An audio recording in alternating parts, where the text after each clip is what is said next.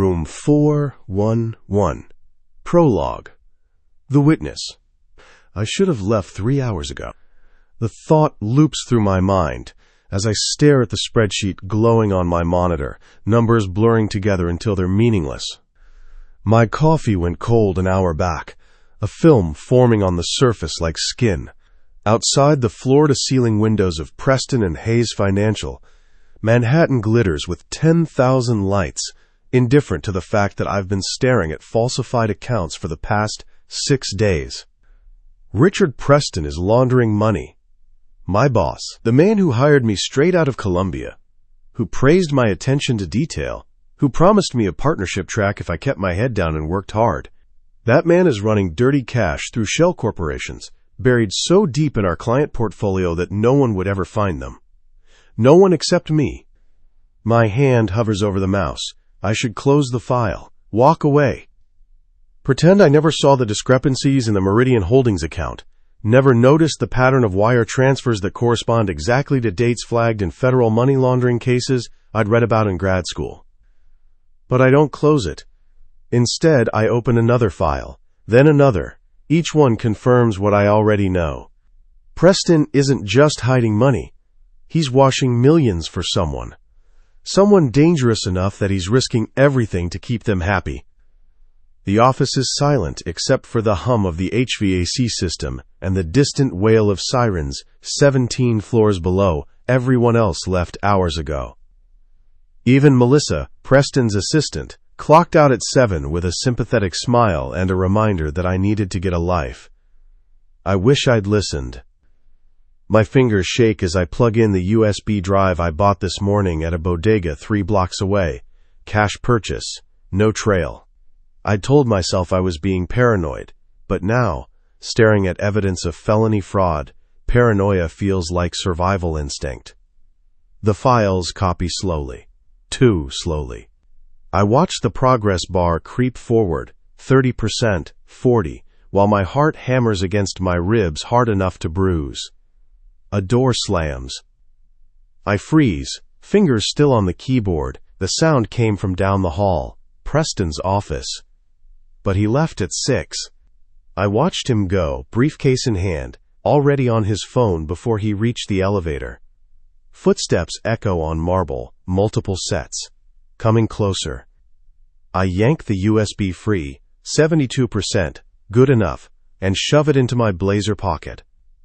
My hands scramble to close Windows, clear my browser history, shut down the computer. The blue glow dies just as voices carry through the wall. Told you to handle this quietly, Preston's voice, sharp with anger. I duck beneath my desk, pulse roaring in my ears. There's a supply closet 10 feet away. If I can make it without them seeing me. You think I wanted this? A second voice. Male, low, carrying an accent I can't place. Irish, maybe. Your man got sloppy. Started skimming. What did you expect me to do?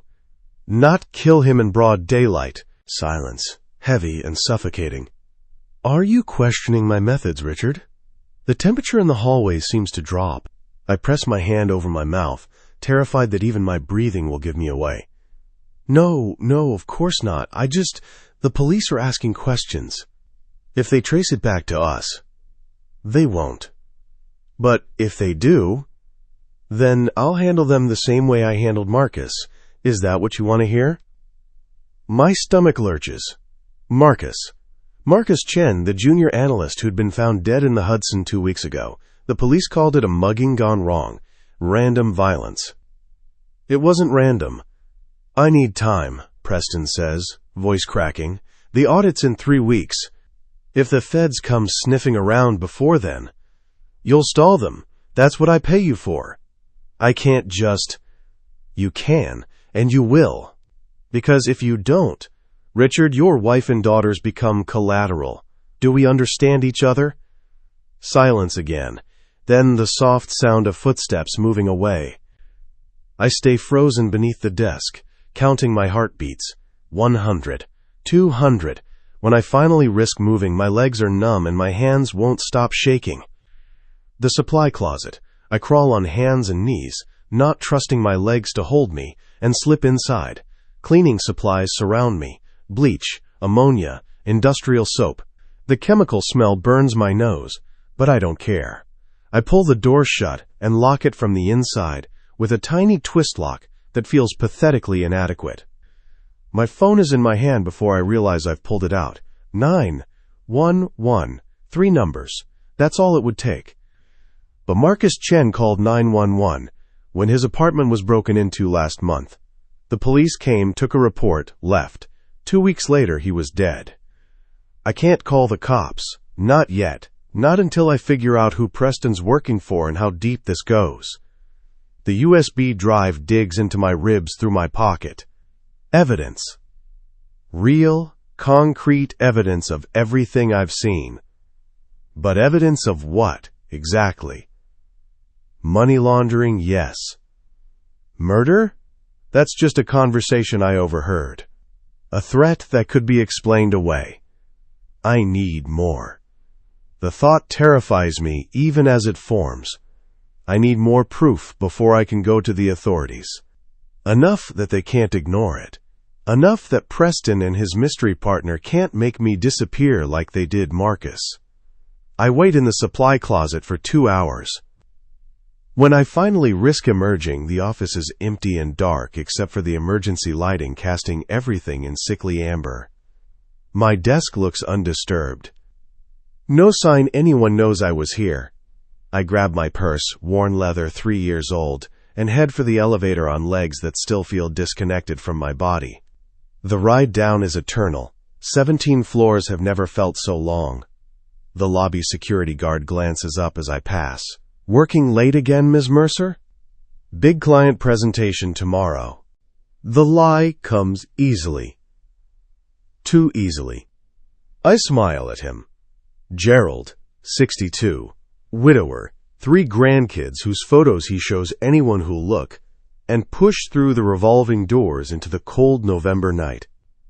I make it half a block before I realize I'm being followed. Not obviously. The man is good, but I've spent 3 years analyzing patterns, finding anomalies in datasets, spotting the things that don't quite fit, and the man in the charcoal suit walking 30 feet behind me doesn't fit the rhythm of the street. He matches my pace exactly. When I speed up, so does he. When I slow, he slows. My heart climbs into my throat. The subway entrance glows ahead. 23rd Street Station. Safety in crowds. I break into a jog, heels clicking on pavement, and plunge down the stairs into the fluorescent brightness below. The platform is moderately crowded. Late commuters heading home from dinner or the theater. I position myself in the center of a cluster of tourists arguing over a map, using them as cover while I scan for the man in the charcoal suit. He's there. Standing at the far end of the platform, phone to his ear, but his eyes are on me. The train arrives with a screech of brakes and a blast of warm, stale air. I wait until the last possible second, then dart through the closing doors into a different car than the one I'd been standing in front of. Through the window, I watch Charcoal Suit curse and pull out his phone. The train lurches forward. I grip the pole, knuckles white, and close my eyes. I can't go home. That's the first place they'll look. I can't go to my parents in Connecticut. I won't put them in danger. I can't trust anyone at work. I'm alone. The realization sits in my chest like a stone. 27 years old, master's degree in finance, a rent-controlled apartment in Murray Hill, and a life that's about to implode because I couldn't mind my own business. The USB drive in my pocket feels like it weighs 1,000 pounds. At 42nd Street, I get off and immediately board a train heading in the opposite direction. Then another, and another. Switching cars, changing lines, until I'm certain no one is following me anymore. By the time I surface in Brooklyn 3 hours later, I've made a decision. I'm running. Not forever, just long enough to figure out what to do with what I know, long enough to find someone I can trust with this information, long enough to stay alive. I use cash to buy a baseball cap and sunglasses from a 24-hour convenience store. The clerk barely glances at me. In the bathroom, I stuff my auburn hair under the cap and assess my reflection. I look terrified. I look like prey. I force my expression into something neutral. Tired commuter. Nothing to see here. Just another woman trying to make it home after a long day. The lie sticks to my skin like sweat. I find a motel on the outskirts of Queens. The kind of place that takes cash and doesn't ask questions. The room smells like cigarettes and desperation, but the door has 2 locks and a chain. I sit on the edge of the bed, still in my work clothes, and pull out the USB drive. The screen of my laptop glows to life, casting blue light across the dingy walls. I open the files I stole and start reading. Really reading this time, not just skimming for anomalies. 3 hours later, I understand exactly what I'm looking at. Preston isn't just laundering money for criminals. He's laundering it for the Rourke family, one of the most powerful Irish-American crime organizations on the East Coast. The kind of people who don't just make problems disappear. They make people disappear. And I just stole proof of their entire operation. The man in Preston's office, the one with the Irish accent, who'd threatened to kill my boss's family. That was Callum Rourke, the underboss, the heir to an empire built on blood and fear. I'm dead. The thought is crystal clear and utterly certain. As soon as they realize what I took, as soon as they figure out who I am, I'm dead. Unless I disappear first. I close the laptop and stare at the stained ceiling. Somewhere in this city, Callum Rourke is sleeping in a bed that probably costs more than my annual salary. He has no idea I exist, no idea that I'm about to ruin everything he's built. Or maybe he does know. Maybe Charcoal Suit already reported back. Maybe right now, they're tracking my credit cards, my phone, my digital footprint. I pull out my phone and power it down, remove the SIM card, break it in half. Then I dig through my purse until I find the business card I've been carrying for 6 months, a private investigator my college roommate used during her messy divorce. His office is in Philadelphia. That's where I'll go, tomorrow. Tonight, I sleep with the chair wedged under the doorknob and one eye open. Tomorrow, I become someone else. Tomorrow, Fiona Mercer stops existing, and Claire Bennett is born. Chapter 1. Check-in. 3 weeks. That's how long I've been running. 21 days of sleeping in different beds, eating cold food from gas stations, and watching every face that passes for signs of recognition. 21 days of being Claire Bennett, a name that still doesn't feel like mine even when I practice saying it in the mirror. The Holloway Hotel rises before me like a promise of temporary safety, mid-level, mid-price, mid-everything. The kind of place where nobody looks too closely, and the desk clerks have seen enough to stop asking questions. 6 stories of weathered brick and narrow windows, wedged between a Vietnamese restaurant and a laundromat, in a Philadelphia neighborhood that's trying hard to gentrify but hasn't quite made it yet. Perfect. I push through the glass doors into a lobby that smells like lemon cleaner and old carpet. The air conditioning hits my skin, raising goosebumps beneath my thrift store jacket. I bought it yesterday in Reading, cheap polyester that doesn't fit quite right, nothing like the tailored blazers hanging in my closet back in Manhattan. My closet, my apartment, my life. All of it gone. Help you? The desk clerk barely glances up from his phone. Early 20s, acne scars, a name tag that reads Brandon. His disinterest is exactly what I need. I'd like a room, 1 week. My voice comes out steady. I've practiced this. Claire Bennett is confident, but not memorable. Tired from travel, but not suspicious. Just another woman passing through. Cash or card? Cash. Now he looks up. His eyes scan my face, taking in the dyed hair. Dark brown now instead of auburn, and the cheap jacket. I watch him calculate. Cash means no trail, which means either I'm running from something or I'm up to something. I hold his gaze. Let him think what he wants as long as he takes my money. It's $200 for the week, up front, no refunds. I count out the bills onto the counter, 20s, all of them. I've been careful to break up the hundreds I withdrew before destroying my bank cards. Nothing too memorable, nothing that screams desperation. Brandon takes the money without counting it and slides a keycard across the counter. Room 412, 4th floor. Elevator's broken, so you'll have to take the stairs. Ice machines on 3, checkouts at 11. Thank you. I don't ask about Wi-Fi or breakfast, or any of the things Claire Bennett might actually care about. I just want to get upstairs, lock the door, and breathe for 5 minutes without looking over my shoulder. The stairwell is narrow and poorly lit. My footsteps echo off concrete walls covered in chipped paint. Someone has written Jenny plus Mike forever in Sharpie on the 3rd floor landing. I wonder if they made it. If Jenny and Mike are still together, or if forever lasted about as long as most promises do. 4th floor. The hallway stretches in both directions, doors on either side like identical prison cells. Room 412 is at the far end, next to the window overlooking the alley. I can see the fire escape through grimy glass, an escape route if I need one. Always thinking about escape routes now. The room is exactly what I expected. Small, clean enough. A double bed with a floral comforter that's seen better days. A nightstand with a lamp missing its shade. A dresser with a TV bolted to it. The bathroom is visible through an open door. Shower stall, no tub, toilet that probably runs. I lock the door, then I check it twice. Then I drag the single chair from the corner and wedge it under the doorknob.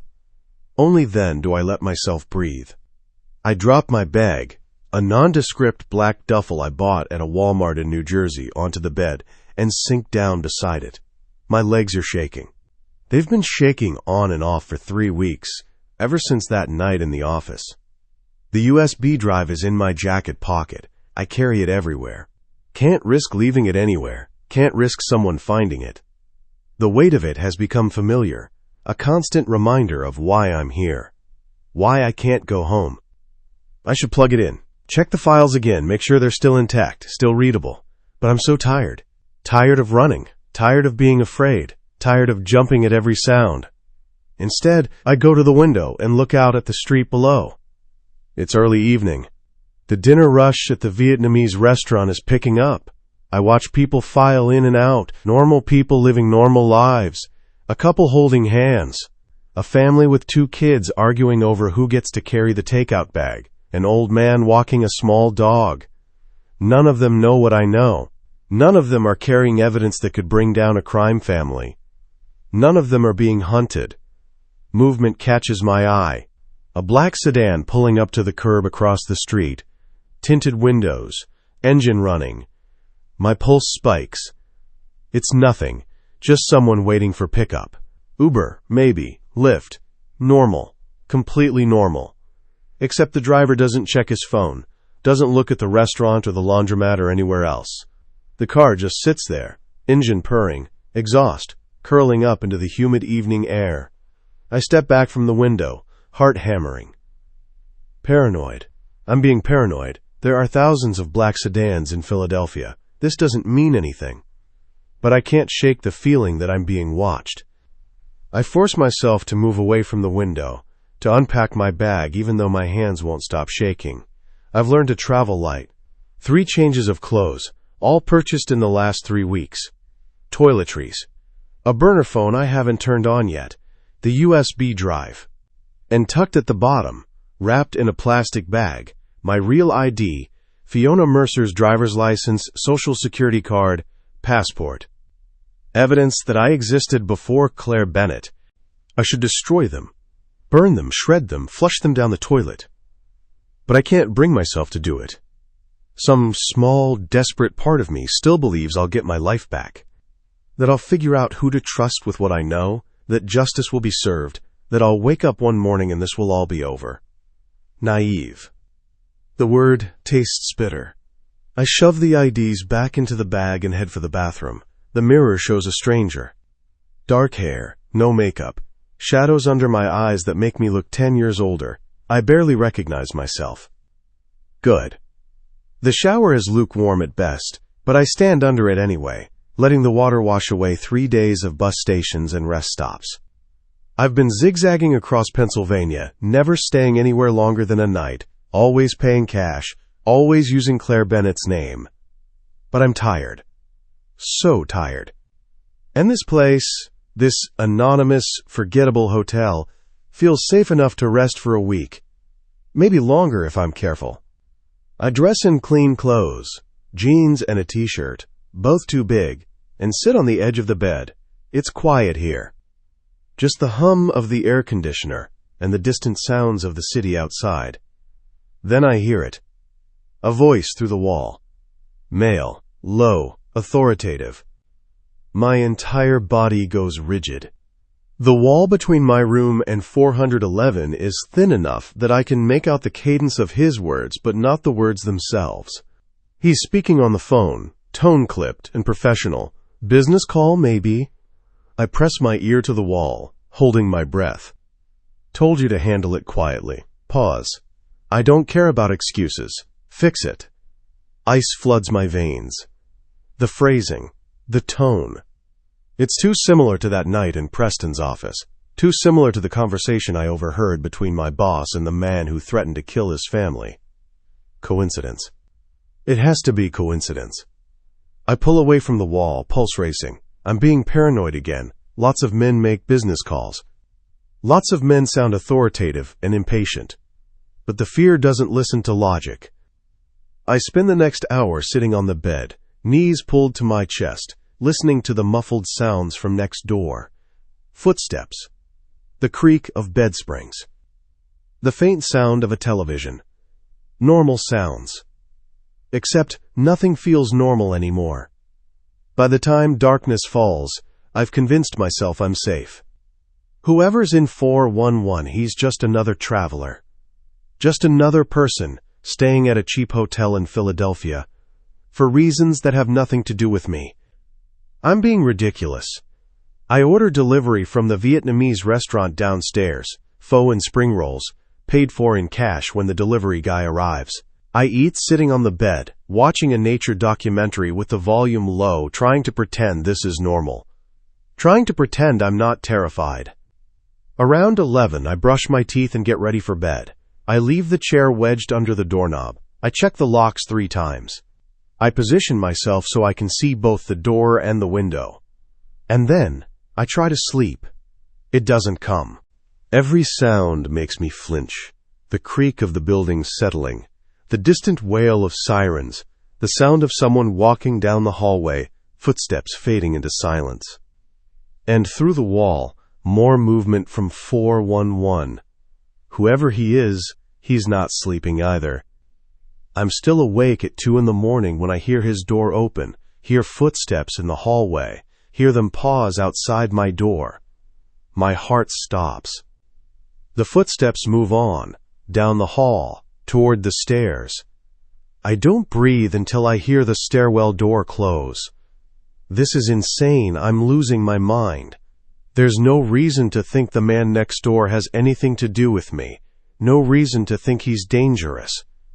Except that I heard Richard Preston say the name Rourke. Except that I stole evidence of money laundering from one of the most powerful crime families on the East Coast. Except that Marcus Chen is dead, and I'm probably next. I grab my phone, the burner I haven't activated yet, and turn it on. It takes forever to boot up. When it finally does, I pull up a search engine and type with shaking fingers. Callum Rourke, Philadelphia. The results load. My stomach drops.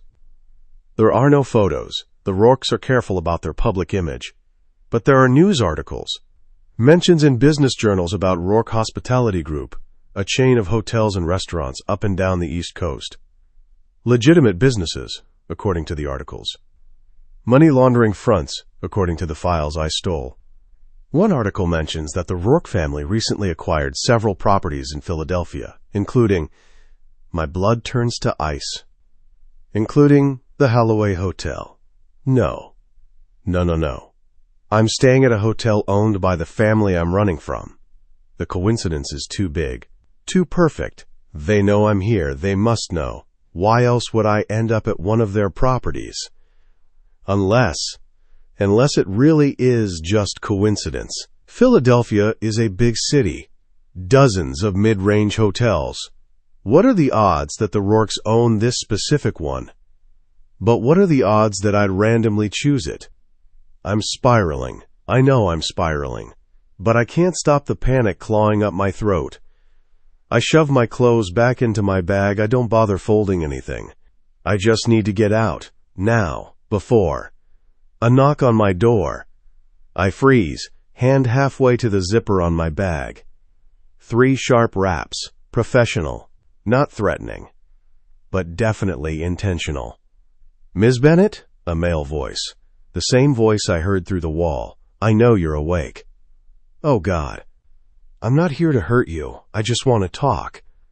My hand finds the knife I bought at a gas station in Jersey. It's small, barely legal, probably useless against someone who knows what they're doing. But it's something. Go away, I call out, hating how my voice shakes. Silence. Then, I'm staying in 411, next door. I heard you moving around and wanted to make sure you're okay. These walls are thin. It sounds reasonable, almost neighborly. But I know better. I'm fine. Please leave. Another pause. All right.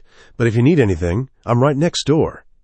Footsteps retreat. A door opens and closes. I stand frozen in the middle of the room, knife clutched in my white-knuckled grip, bag half-packed at my feet. He knows I'm here. The man in 411 knows exactly who I am. And I'm trapped. Chapter 2. The Neighbor. Callum Rourke didn't believe in coincidence. 20 years in the family business had taught him that everything happened for a reason. Every pattern had a purpose. Every anomaly meant someone was either very stupid or very desperate. The woman in 412 was desperate. He'd noticed her the moment she walked into the lobby 3 hours ago. Noticed a way she kept her head down, shoulders hunched, like she was trying to make herself smaller. Noticed the cheap jacket that didn't match the intelligence in her eyes. Noticed the way she counted out exact change, no hesitation, like she'd practiced. Most of all, he noticed the fear. Callum had spent his entire life around fear. He knew its scent, its texture, the way it made people move differently. And this woman, Claire Bennett, according to the register he'd accessed remotely, reeked of it.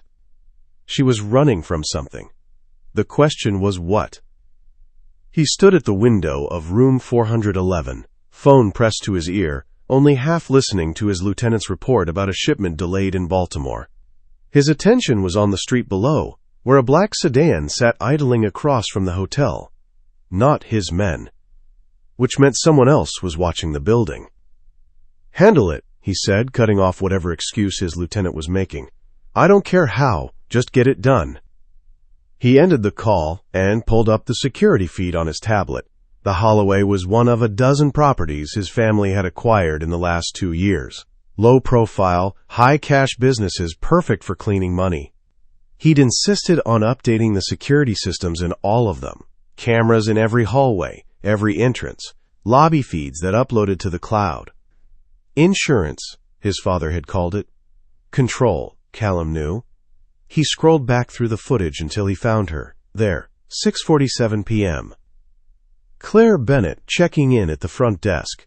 The camera angle was perfect. He could see her face clearly, despite the way she tried to hide it. Dark hair, green eyes, exhaustion etched into every line of her body. He enhanced the image, studying her features. She was pretty, in an understated way.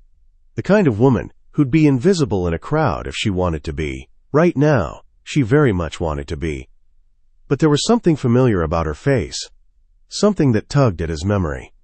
He scrolled forward, watching her climb the stairs to the 4th floor.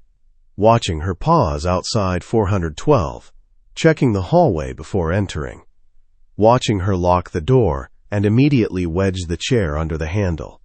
Professional paranoia. Or amateur desperation. His instincts said the latter. Callum pulled up another screen and ran her name through their databases. Claire Bennett. No hits. He tried variations. Clara, Clarissa, C. Bennett. Nothing. The ID was fake. That made things more interesting. He expanded the search, running facial recognition software against law enforcement databases, social media, corporate directories. It would take time, but he'd find her. He always did. In the meantime, he had other business to attend to. The meeting tonight was supposed to be simple, neutral ground, neutral territory. The Torinos wanted to discuss expanding into South Jersey, and Callum's father had sent him to deliver a very simple message: no. But the Torinos didn't take no for an answer, which was why Callum had 3 men positioned around the hotel and another 2 in a car 2 blocks away. He checked his watch. 11:30 p.m. He should get some sleep before the meeting at 2. Instead, he found himself listening to the sounds from the room next door. Movement, pacing, the creak of bed springs as she sat, then stood, then sat again. She couldn't settle. Smart girl. Around midnight, he heard water running, a shower. He pictured her standing under the spray, washing away whatever had put that haunted look in her eyes. When the water shut off, he waited. Silence. Then more pacing. She was working herself up to something. He could feel it through the wall, that electric tension of someone about to make a decision. Run or stay. At 1:47 a.m. his tablet pinged. The facial recognition software had found a match. Callum opened the file and felt something cold settle in his chest. Fiona Mercer, age 27, financial analyst at Preston and Hayes in Manhattan. Preston. Richard Preston, the lawyer who'd been laundering money for the Rourke family for the last 5 years. The same Richard Preston who'd called 3 weeks ago in a panic, saying someone had accessed files they shouldn't have. Saying there'd been a breach. Saying they might have a problem. Callum pulled up Preston's file and cross-referenced it with Fiona Mercer's employment history. She'd worked directly under him. Son of a bitch, he murmured. She wasn't just running, she was running from them. Which meant she had something, files, evidence, something valuable enough to risk her life for. His phone buzzed. A text from Marcus, one of his lieutenants. Torino's man is here. Early. Callum typed back. Stall him. I'll be down in 10. But he didn't move. Instead, he pulled up the hotel security feed again, switching to the 4th-floor hallway camera. The angle showed both his door and hers. If she ran, he'd know. He sent another text, this one to Declan, his tech specialist. I need everything on Fiona Mercer. Employment records, financials, phone records, associates, everything. I need it in 3 hours. The response came immediately. On it. Callum set down his phone and stared at the wall separating his room from hers. Fiona Mercer. The woman who'd stolen from his family. The woman who was sleeping 10 feet away with only drywall between them.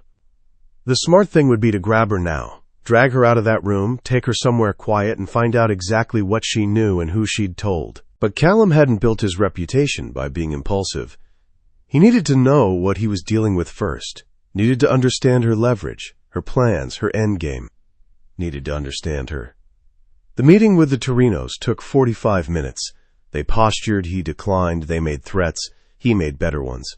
By 3:30 a.m. it was done, and he was back in his room, tie loosened, jacket discarded. The room next door was silent now. She'd finally fallen asleep. Callum poured himself 2 fingers of whiskey from the bottle he kept in his bag and sat in the chair by the window. The black sedan was gone.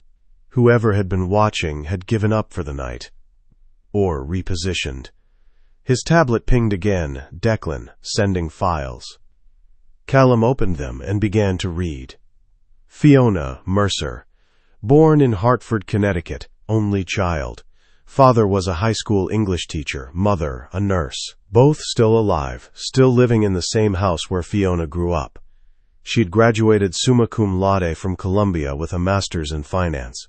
She'd been recruited by 3 different firms before accepting Preston's offer. Model employee, no disciplinary issues, no red flags. Until 3 weeks ago. 3 weeks ago, she'd stopped using her credit cards, stopped answering her phone, stopped showing up to work. Preston had reported her missing to HR, but not to the police. Because Preston knew exactly why she'd disappeared. Callum scrolled through her financial records. The last transaction on her account was a cash withdrawal of $10,000 from 3 different ATMs on the same night. Maximum daily limit, hit 3 times. She'd liquidated everything she could before running. Smart. There were no hotel charges, no plane tickets, no rental cars. She'd gone completely off-grid. Until tonight. Until she'd walked into a hotel that his family owned and checked in under a fake name. Coincidence? Or had she known? He pulled up the footage again, watching her check in, studying her body language, the way she'd looked around the lobby, taking in exits, counting steps to the door. She hadn't known. She'd chosen this hotel because it was anonymous and cheap, because it was the kind of place where no one asked questions. Pure coincidence that she'd walked right into his territory. Callum smiled. Fate had a sense of humor. His phone buzzed. Another text from Declan. Found something. She accessed Preston's encrypted files the night before she disappeared. Downloaded them to an external drive. No trace of the drive since. So she had evidence. Real, concrete evidence of the family's operations. Evidence that could send half of them to prison and get the other half killed. And she was sleeping in the room next door. Callum stood and moved to the wall, pressed his palm against it, feeling the slight vibration of the building, the pulse of life on the other side. He could end this now. One phone call and his men would be here in 5 minutes. They'd take her somewhere secure. They'd get the drive. They'd make sure she never told anyone what she knew. Clean, simple, final. But something stopped him. Maybe it was the way she'd looked in the lobby, exhausted and terrified, but still standing, still fighting. Maybe it was the intelligence in her eyes, the way she'd counted out exact change without hesitation. Maybe it was just curiosity. He wanted to know what kind of woman stole from the Rourke family and then walked into their hotel 3 weeks later. Stupid or desperate. Or maybe something else entirely. Callum finished his whiskey and set the glass down. He'd give her until morning. Let her wake up thinking she was safe. Let her settle in, drop her guard just a little. And then he'd introduce himself properly. Not as a threat. Not yet. First, he wanted to see what she'd do when she realized who he was. He pulled up the hallway camera feed one more time and set an alert. If she tried to leave, he'd know immediately. Then he stretched out on the bed, fully clothed, and closed his eyes. But sleep didn't come. His mind was too busy cataloging everything he knew about Fiona Mercer, everything he'd learned in the last 3 hours. She was smart, educated, careful. She'd planned her disappearance methodically, withdrawn cash, destroyed her phone, created a fake identity. But she'd made one critical mistake. She'd run instead of bargaining. If she'd been smart, she would have reached out. Offered to trade the files, for protection, for money, for whatever she needed to disappear permanently. Instead, she'd run blind, hoping to outrun people who had resources she couldn't imagine. People like him. At 6 a.m., his tablet pinged. Movement in the hallway. Callum opened the camera feed. There she was. Fiona Mercer, dressed in cheap jeans and an oversized t-shirt, hair still damp from a shower, standing outside her room with a keycard in hand. She looked left, then right, checking for threats. Then she walked toward the stairs, moving quickly but not running, trying to blend in, trying to be invisible. Callum watched her disappear into the stairwell, then checked the lobby camera. She emerged 3 minutes later and headed straight for the front desk. Brandon was still on duty, looking half asleep and thoroughly uninterested. Callum pulled up the audio feed. "I'd like to extend my stay," Fiona said. Her voice was steady but quiet, practiced. "How long?" "Another week."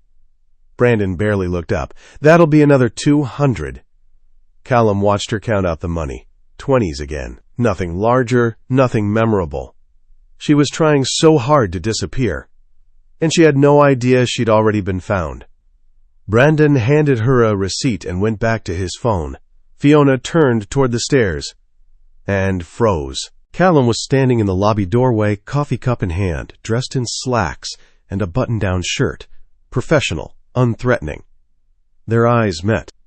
He watched her face go pale, watched recognition flicker, not of him, but of danger, some primal instinct telling her to run. But she couldn't run. Not without making a scene, not without drawing attention. So instead, she did the smart thing. She nodded politely and walked toward the stairs. Callum let her get 3 steps before he spoke. "Early start?" She stopped, turned slowly. "Excuse me?" "It's barely 6. Most people are still sleeping." He smiled, friendly, neighborly. "I heard you moving around last night, thin walls." Her throat worked as she swallowed. "I'm a light sleeper." "Me too." He took a sip of coffee, watching her over the rim. "I'm in 411, next door to you." "Oh." That single syllable carried so much weight. Fear, recognition, desperation. "Callum Rourke." He extended his hand. She stared at it like it was a snake. "Claire Bennett," she finally said, taking his hand briefly. Her palm was cold and damp. "Pleasure to meet you, Claire." He held her gaze. "How long are you in town?" "I'm not sure yet. Business." "What kind of business?" Her eyes darted to the door, calculating distance, exits, options. "Consulting," she said. "Interesting. What industry?" "Financial." The word hung between them. Callum smiled wider. "Really? That's my background, too. What firm are you with?" "I'm independent." "Even more interesting." He gestured toward the door. "I was just about to grab breakfast. There's a decent diner 2 blocks over. Join me?" "I can't. I have calls to make." "At 6 in the morning?" "Different time zones." She was lying. Badly. But Callum let it slide. "Another time, then." He stepped aside, giving her a clear path to the stairs. "It was nice meeting you, Claire." "You too." She practically ran to the stairwell. Callum watched her go, then pulled out his phone. One text to Declan. "She's staying. Keep the surveillance tight. I want to know everywhere she goes, everyone she talks to." Then he headed out to the diner alone and ordered breakfast while he waited for his men to confirm that Fiona Mercer was back in her room. She thought she was being careful. She thought she was invisible. She had no idea that from the moment she'd walked into this hotel she'd been caught. And Callum Rourke never let his prey escape. Not when they had something he wanted. Not when they were this interesting. He'd give her another day, maybe 2, let her think she was safe. And then he'd show her exactly what it meant to steal from his family. Chapter 3. The Thin Wall. I can't stop shaking. It's been 3 hours since the encounter in the lobby. 3 hours since Callum Rourke introduced himself like we were normal people having a normal conversation in a normal hotel. 3 hours since I realized I'm completely and utterly fucked. I'm sitting on the bathroom floor because it's the farthest point from the wall I share with him. The tile is cold against my back, grounding me, keeping me from spiraling completely. But my mind won't stop racing. He knows. He has to know. The way he looked at me, not threatening, not aggressive, but knowing, like he could see right through the cheap hair dye and the fake name and the practiced lies. Callum Rourke. I'd typed his name into my burner phone the second I got back to my room. Found the same articles I'd seen last night about Rourke Hospitality Group.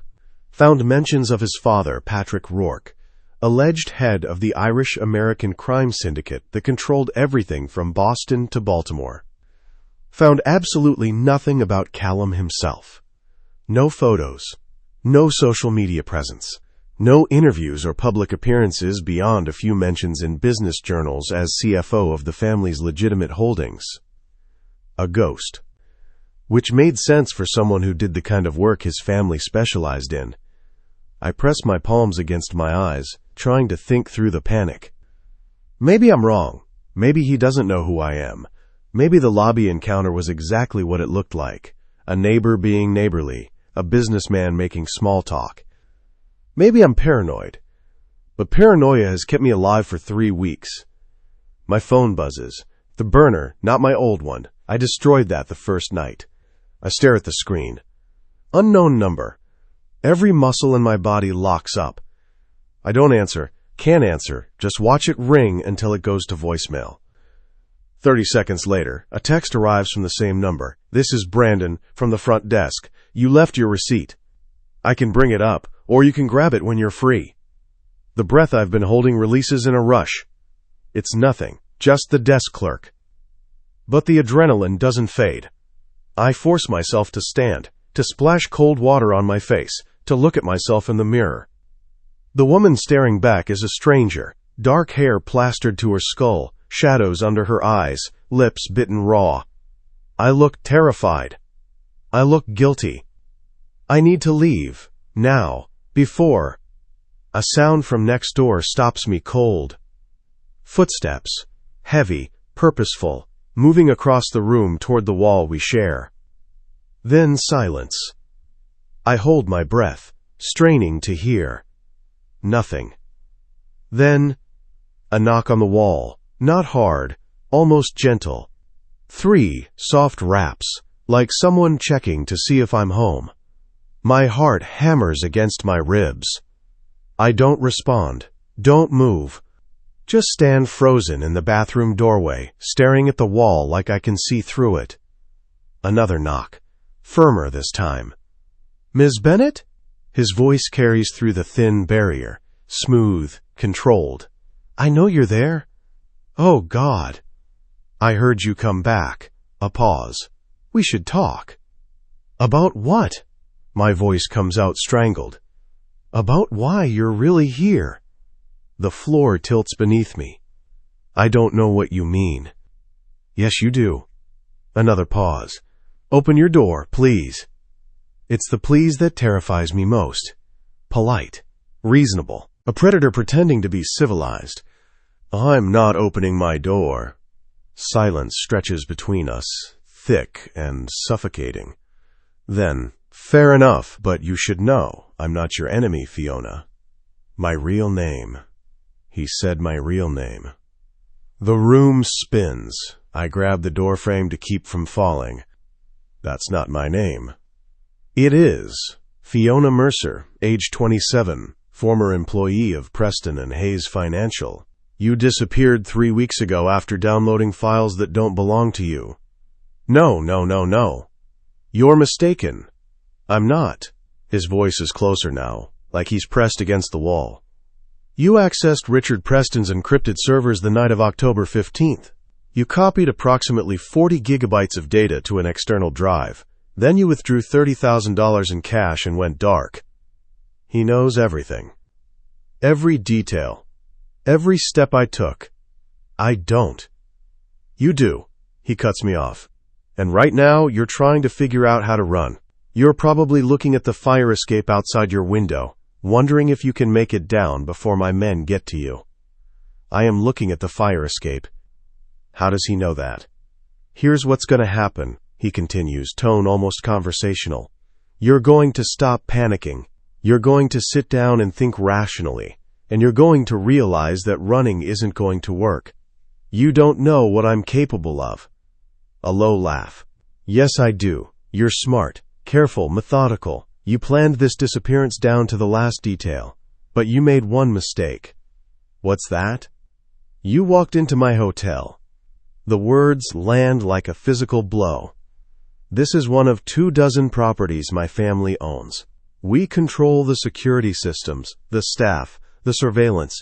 I've been watching you since the moment you checked in. Bile rises in my throat. The question is, he says, voice dropping lower, what are you going to do with that USB drive you're carrying? I touch my jacket pocket instinctively. The drive is there, solid and damning against my ribs.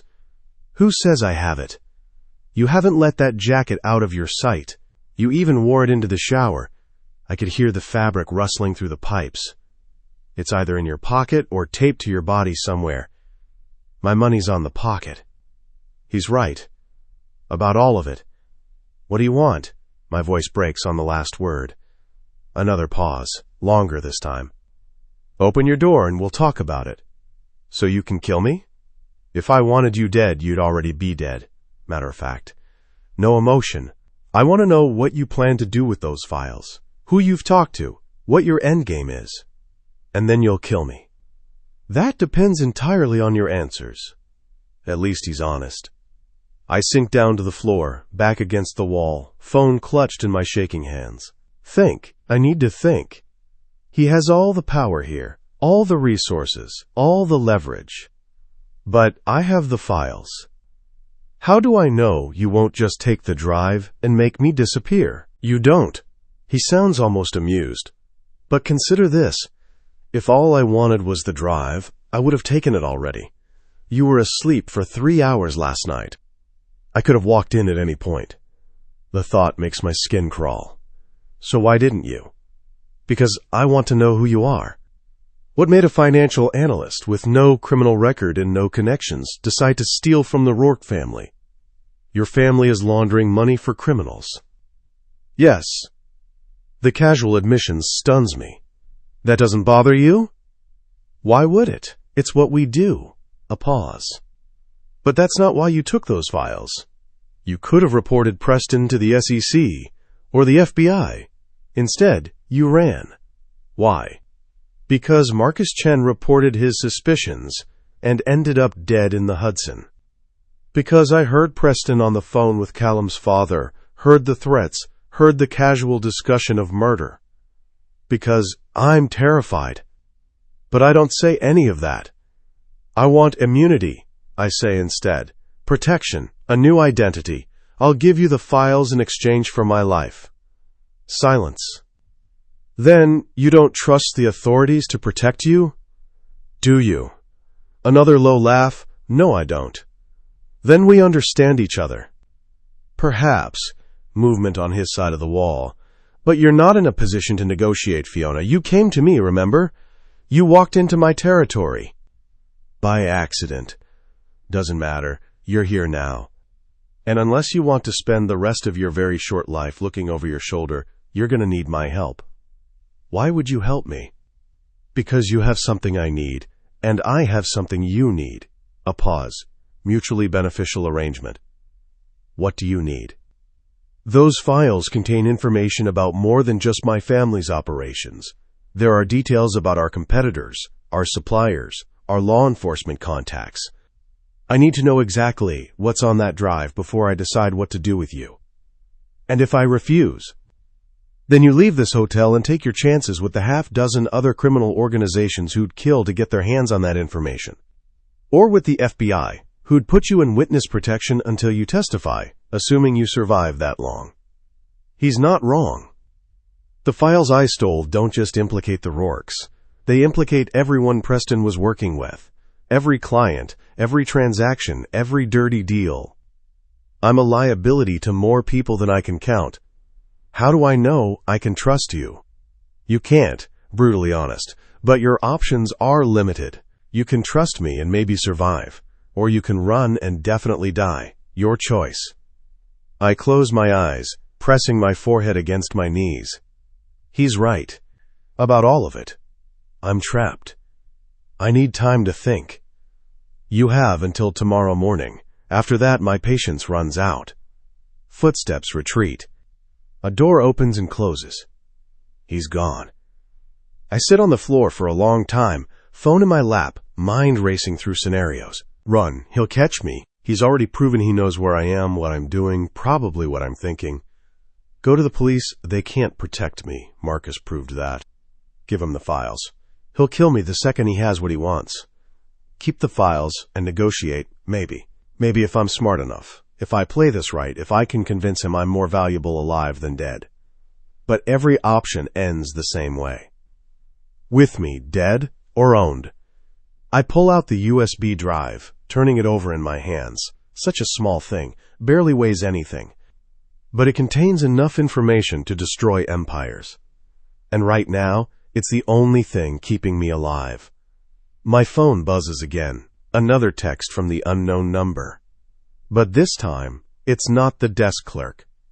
Your parents are having dinner at their favorite Italian place tonight. 7 p.m. reservation. They ordered the carbonara. Your mother asked about you. Ice floods my veins. A second text arrives. They're safe, for now. Keep them that way.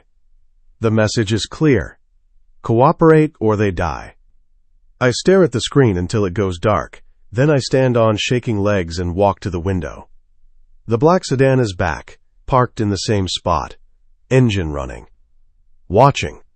I'm not leaving this hotel. Not tonight. Maybe not ever. I walk back to the bed and sit down, USB drive clutched in my fist. Tomorrow morning, I'll give Callum Rourke his answer. But tonight, I'll figure out how to survive what comes next. Because one thing is very clear. The man next door isn't just dangerous. He's patient. And patient predators are always the most deadly. At 2 a.m., I'm still awake. Lying in bed, staring at the ceiling, listening to the sounds from next door. He's awake too. I can hear him moving around. Footsteps, the creak of the chair, the soft sound of pages turning. He's reading something, working, maybe. Like, this is just another night for him. Like he didn't just threaten my parents. Like he doesn't have me completely trapped. The rage comes slowly at first, then, all at once. He thinks he owns me, thinks he can control me with threats and intimidation. He's probably right. But I didn't survive 3 weeks on the run by being passive. I get out of bed and walk to the wall. Press my palm against it, feeling the vibration of movement on the other side. Then I knock. 3 times, hard enough to hurt. The movement stops. Silence. Then footsteps approaching the wall. Yes? His voice carries through clearly. I want to make a deal. I'm listening. I give you the files. You give me protection, real protection, not just from your family, but from everyone on that list. That's a tall order. So are the files. A pause. What makes you think I can protect you? Because you're Callum Rourke. And from what I've learned, when your family makes a deal, they keep it. Interesting research. He sounds amused. But protection requires loyalty. Are you prepared to offer that? What kind of loyalty? The permanent kind. My stomach drops. What does that mean? It means you work for me. You use that analytical mind to help clean up the mess Preston left behind. And you never, ever speak about what you know. For how long? As long as I say, that's not a deal, that's ownership. Yes, no hesitation, it is. I close my eyes. He's not offering me freedom. He's offering me a different kind of cage. I need to think about it. You have until morning. And if I say no, then you leave. And we both know how that ends. I press my forehead against the wall, feeling the cool surface against my skin. Why me? I ask quietly. You could hire a dozen analysts. Why do you want me? Silence stretches between us. Then, because you're smart enough to steal from me and brave enough to keep running, that kind of talent is rare. Or stupid. There's a fine line between the two. A pause. Get some sleep, Fiona. Tomorrow's going to be a long day. His footsteps retreat. I stay at the wall for a long time, hand pressed against the plaster, feeling the vibrations of his movement on the other side. The thin wall between us feels like the only thing keeping me safe, and the most dangerous barrier I've ever faced. Chapter 4. The Encounter. Fiona. Morning comes too fast. I didn't sleep, couldn't. Every time I closed my eyes, I saw my parents sitting in that Italian restaurant, unaware that someone was watching them, someone who could make them disappear with a single phone call. At 6:47 a.m., I give up pretending. I shower quickly, standing under lukewarm water that does nothing to wash away the grime of fear coating my skin. The USB drive stays in a plastic bag taped to my thigh. Callum was right about me not letting it out of my sight, but wrong about the location. Small victories. I dress in the only clean clothes I have left, jeans and a gray sweater that swallows my frame. I look like I'm drowning in fabric. Maybe I am. By 7:15, I'm staring at myself in the mirror, trying to find courage in the terrified eyes looking back. I have to face him. Have to give him an answer. The options I spent all night weighing haven't changed. Run and die, stay and survive. Maybe. The math is simple. The execution is terrifying. I slip the USB drive into my pocket. The decoy one, loaded with encrypted garbage files that will take his tech people days to crack. The real drive stays taped to my thigh. Insurance. If he wants everything, he'll have to work for it. I open my door at exactly 7:30 and nearly run straight into him. Callum stands in the hallway, one hand raised like he was about to knock. We're close enough that I can see the flecks of gray in his ice-blue eyes, can smell his cologne, something expensive and understated that probably costs more than my monthly rent used to. He doesn't step back. Neither do I. Good morning, Fiona. My real name sounds different in his mouth. Intimate, dangerous. It's Claire. No. He lowers his hands slowly, deliberately. It's not. We stare at each other in the narrow hallway, too close. Close enough that I can see the precise way he's dressed. Dark slacks, white button-down, no tie. Professional, but casual. Like he's heading to a business meeting, not a hostage negotiation. We need to talk, I say. I know, that's why I'm here. Not in my room. Agreed. He gestures toward the stairs. There's a coffee shop 3 blocks over. Neutral ground. How do I know you won't? Kill you in public. His lips curve into something that might be amusement. Bad for business. Too many witnesses. It's not reassuring. But it's something. Fine. Callum. She's more composed this morning. Still terrified. He can see it in the way her fingers curl into fists, the tension in her shoulders, the too quick rhythm of her breathing. But she's standing her ground. Interesting. Most people who found themselves in Fiona Mercer's position would be begging by now.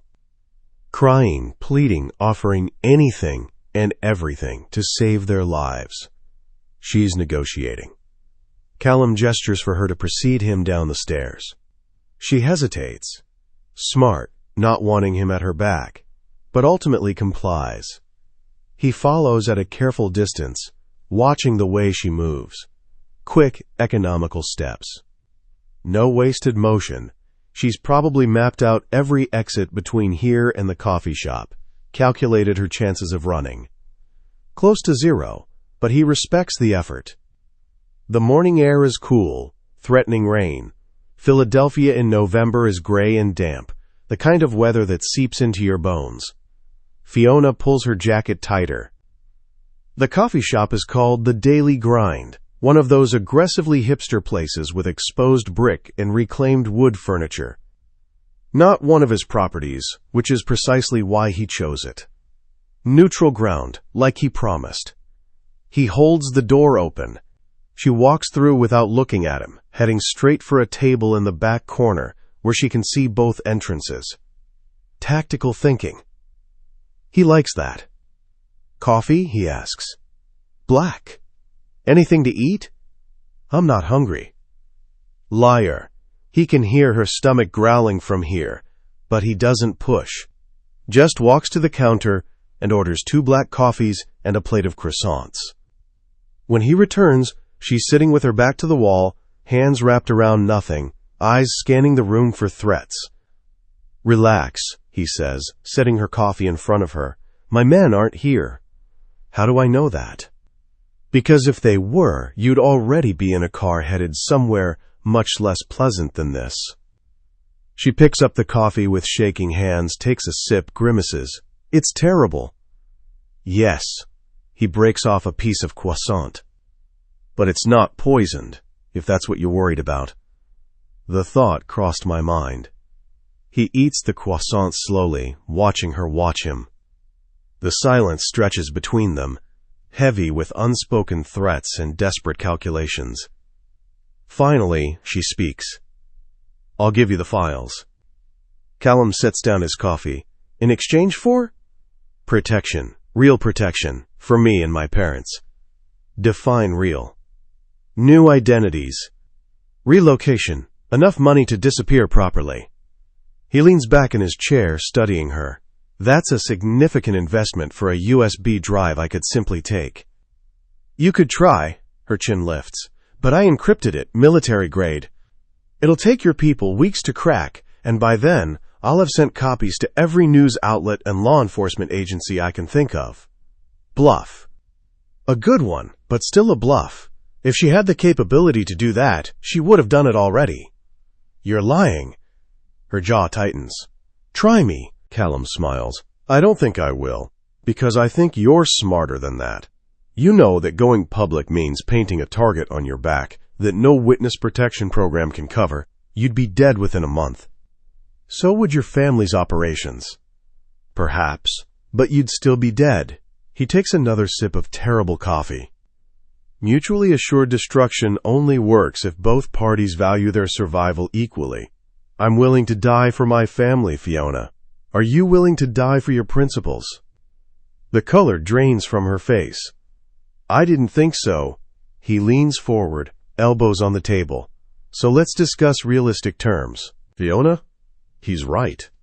I hate that he's right, but he is. Going public would be suicide. The Rourkes have connections everywhere. Law enforcement, media, government. They'd bury the story and me along with it. I take a shaky breath, trying to steady myself. What do you want? I told you last night, I want you to work for me. Doing what? What you do best. Analysis. Preston left behind a mess that needs cleaning, accounts that need restructuring, connections that need severing. You have the skills and the knowledge. And if I refuse, his expression doesn't change, then you leave this coffee shop and take your chances alone. No protection, no resources, no help. Just you and everyone who wants you dead. Including him. He doesn't say it, but the implication hangs in the air. How long? As long as it takes. That's not an answer. It's the only one you're getting. He breaks off another piece of croissant, offers it to me. I shake my head. Think of it this way. You'll have a job, a place to live, security, more than you have now. I'll be a prisoner. You'll be protected. Same thing. No. His voice drops lower. A prisoner has no value beyond containment. You'll have value because you're useful. As long as you remain useful, you remain alive. The words should terrify me. They do terrify me. But there's a strange sort of honesty in them that I wasn't expecting. What about my parents? They'll be watched, protected. As long as you cooperate, they'll never know anything was wrong. And if I don't cooperate, then they'll know everything was wrong. His eyes are cold. I don't make idle threats, Fiona. I believe him. God help me, I believe him. I wrap my hands tighter around the coffee cup, feeling the heat burn through to my palms. I need guarantees. You're not in a position to demand guarantees. I have the files. You have a USB drive that may or may not contain what you say it does. He tilts his head. I'm giving you an opportunity to survive this. I suggest you take it. My throat tightens. He's not wrong about my position.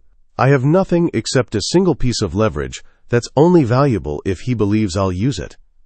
And we both know I won't. Fine. The word tastes like ash. I'll work for you. Smart girl. He stands, pulling out his phone. We leave in an hour. Leave? Where? New York. That's where the work is. I can't go back to New York. You're not going back as Fiona Mercer. You're going as my associate. New name, new identity, new life. He texts something quickly, then pockets the phone. Consider it a promotion. A promotion to what? To someone I own. He says it so casually, like he's discussing the weather. Finish your coffee. My men will pack your things from the hotel. I can pack my own. No? His tone leaves no room for argument. You'll come with me, now. He's already planned this. Every step. Every contingency. I've been outmaneuvered before I even sat down. The realization sits heavy in my chest as I stand on shaking legs. The USB drive, he says quietly. The real one. Give it to me. My hand moves instinctively to my pocket. The wrong one. His eyes track the movement. Not that one. The one taped to your thigh. Blood drains from my face. How did you? You favored your left leg walking down the stairs. Mine are limp, barely noticeable. The pocket drive is a decoy. He extends his hand. I'm not a fool, Fiona. Neither are you. Let's not insult each other's intelligence. I should run. Should scream, cause a scene, do something. But his men are probably already outside, already positioned, already waiting. I'm trapped. Slowly, hating myself, I reach under my sweater and peel the plastic bag from my thigh. The real USB drive, warm from my body heat, sits in my palm. Such a small thing. Such enormous power. I drop it into his hand. His fingers close around it immediately, possessive and final. Good girl. The patronizing praise makes my skin crawl. He pockets the drive and gestures toward the door. Shall we? Callum. She looks like she might cry. Or kill him. Possibly both. But she follows him out of the coffee shop, shoulders back, chin up, maintaining whatever dignity she has left. Callum respects that. The car is waiting at the curb, a black SUV with tinted windows. Declan in the driver's seat, Marcus riding shotgun. Fiona stops when she sees it. Get in, Callum says quietly. And if I don't? He leans close enough that only she can hear. Then I make a phone call and your parents' dinner reservation tomorrow night becomes their last meal, your choice. He watches the fight drain out of her. Watches her realize, finally and completely, that she has no choices left. She gets in the car. Callum slides in beside her, close enough that their shoulders touch. She flinches away, pressing herself against the door. Relax, he murmurs. This is the easy part. What's the hard part? Learning to trust me. She laughs, sharp and bitter. That'll never happen. We'll see. The car pulls away from the curb, leaving the Holloway Hotel behind, leaving Philadelphia behind, leaving Fiona Mercer's old life behind. Callum pulls out his phone and sends a quick text to his father, package acquired, en route. The response comes immediately, well done. He glances at Fiona, who's staring out the window with tears streaming silently down her face. She thinks this is the end. The death of her freedom, her autonomy, her life as she knew it. She's not entirely wrong, but it's also a beginning. The beginning of something Callum hasn't quite named yet. Something that started the moment she walked into his hotel and looked at him with terrified green eyes. Something dangerous. Something inevitable. He settles back against the leather seat and lets himself imagine what comes next. Training her. Molding her. Teaching her that loyalty to him means survival. Teaching her that he always keeps what's his. And Fiona Mercer, whether she knows it yet or not, is his now. The USB drive in his pocket proves it. The tears on her face confirm it. And the way she keeps stealing glances at him when she thinks he's not looking? That promises something much more interesting than simple ownership. Callum smiles. This is going to be entertaining. Chapter 5. The game begins. Fiona, the drive to New York takes 3 hours. 3 hours of silence broken only by the hum of tires on asphalt and the occasional murmur of Callum's phone conversations. He speaks in clipped sentences, mostly yes, and handle it, and I'll be there by 2. Like I'm not even here. Like I'm cargo being transported. I stare out the window, watching Pennsylvania blur into New Jersey, trying not to think about what comes next, trying not to think about the fact that I just handed over the only leverage I had to a man who now owns me. Owns. The word sits heavy in my chest. Thirsty. I jolt at the sound of Callum's voice. He's holding out a bottle of water, expression neutral. It's not drugged, he adds when I don't take it, though I understand your hesitation. I grab the bottle, hating that my hands shake. The water is cold, clean. I drink half of it in desperate gulps. When did you last eat? He asks. I don't remember. He sighs and leans forward, tapping the driver's shoulder. Declan, stop at the next exit, somewhere with food. Yes, sir. I should refuse, should maintain whatever dignity I have left. But I'm starving. We pull off at a rest stop, one of those sprawling complexes with a dozen fast food options and restrooms that smell like industrial cleaner. Callum opens my door before I can reach for the handle. Stay close, he says quietly. It's not a request. I follow him inside, hyper-aware of the man trailing 10 feet behind us. Marcus, I think his name is. Tall, broad-shouldered, expression blank. He could be a businessman on a lunch break except for the way his eyes constantly scan the crowd, looking for threats. Or making sure I don't run. Callum orders at a Subway. 2 turkey subs, chips, cookies. He pays in cash, counts out exact change, doesn't even glance at the cashier. When we're back in the car with food in our laps, he finally speaks again. You'll need a new name. I look up from my untouched sandwich. What? Fiona Mercer is dead. Officially, as of this morning, my people filed a missing persons report with Philadelphia PD. By tonight, your parents will be notified that you were last seen near the waterfront. Next week, they'll find a body. My stomach lurches. What body? Does it matter? He takes a bite of his sandwich, chewing methodically. Jane Doe, similar build and coloring. Dental records will be inconclusive. Your parents will bury an empty casket and move on with their lives. You're going to make them think I'm dead? I'm going to make everyone think you're dead. He wipes his mouth with a napkin. It's the only way to keep you safe. Safe? I laugh, sharp and bitter. You're holding me hostage and you call it safe? You're alive, aren't you? His eyes meet mine. Marcus Chen wasn't so lucky. The name lands like a slap. How did you? I know everything about you, Fiona, including the fact that Marcus was your friend, that you warned him to be careful and he didn't listen. Callum sets down his sandwich. Preston had him killed because he asked too many questions. The same thing would have happened to you if you'd gone to the authorities. So instead, I go to you. Instead, you survive. He picks up his sandwich again. Eat. You'll need your strength. I stare at the turkey sub in my lap. My stomach is churning, but he's right. I need to eat. I take a bite. It tastes like cardboard. Your new name is Elena Morrison, Callum says. 28. Financial consultant. Moved to New York from Chicago 6 months ago. You have an apartment in Tribeca, a work history with a legitimate consulting firm, and references that will check out. You built me a whole identity. I built you a life. He pulls out a folder from the seat pocket in front of him, hands it to me. Memorize everything in here. By the time we reach Manhattan, you need to be Elena Morrison. I open the folder with shaking hands. Inside is everything. Birth certificate, social security card, driver's license. All with my photo but a different name. College transcripts from Northwestern. Employment records. Even an apartment lease. It's frighteningly thorough. How long have you been planning this? Since last night.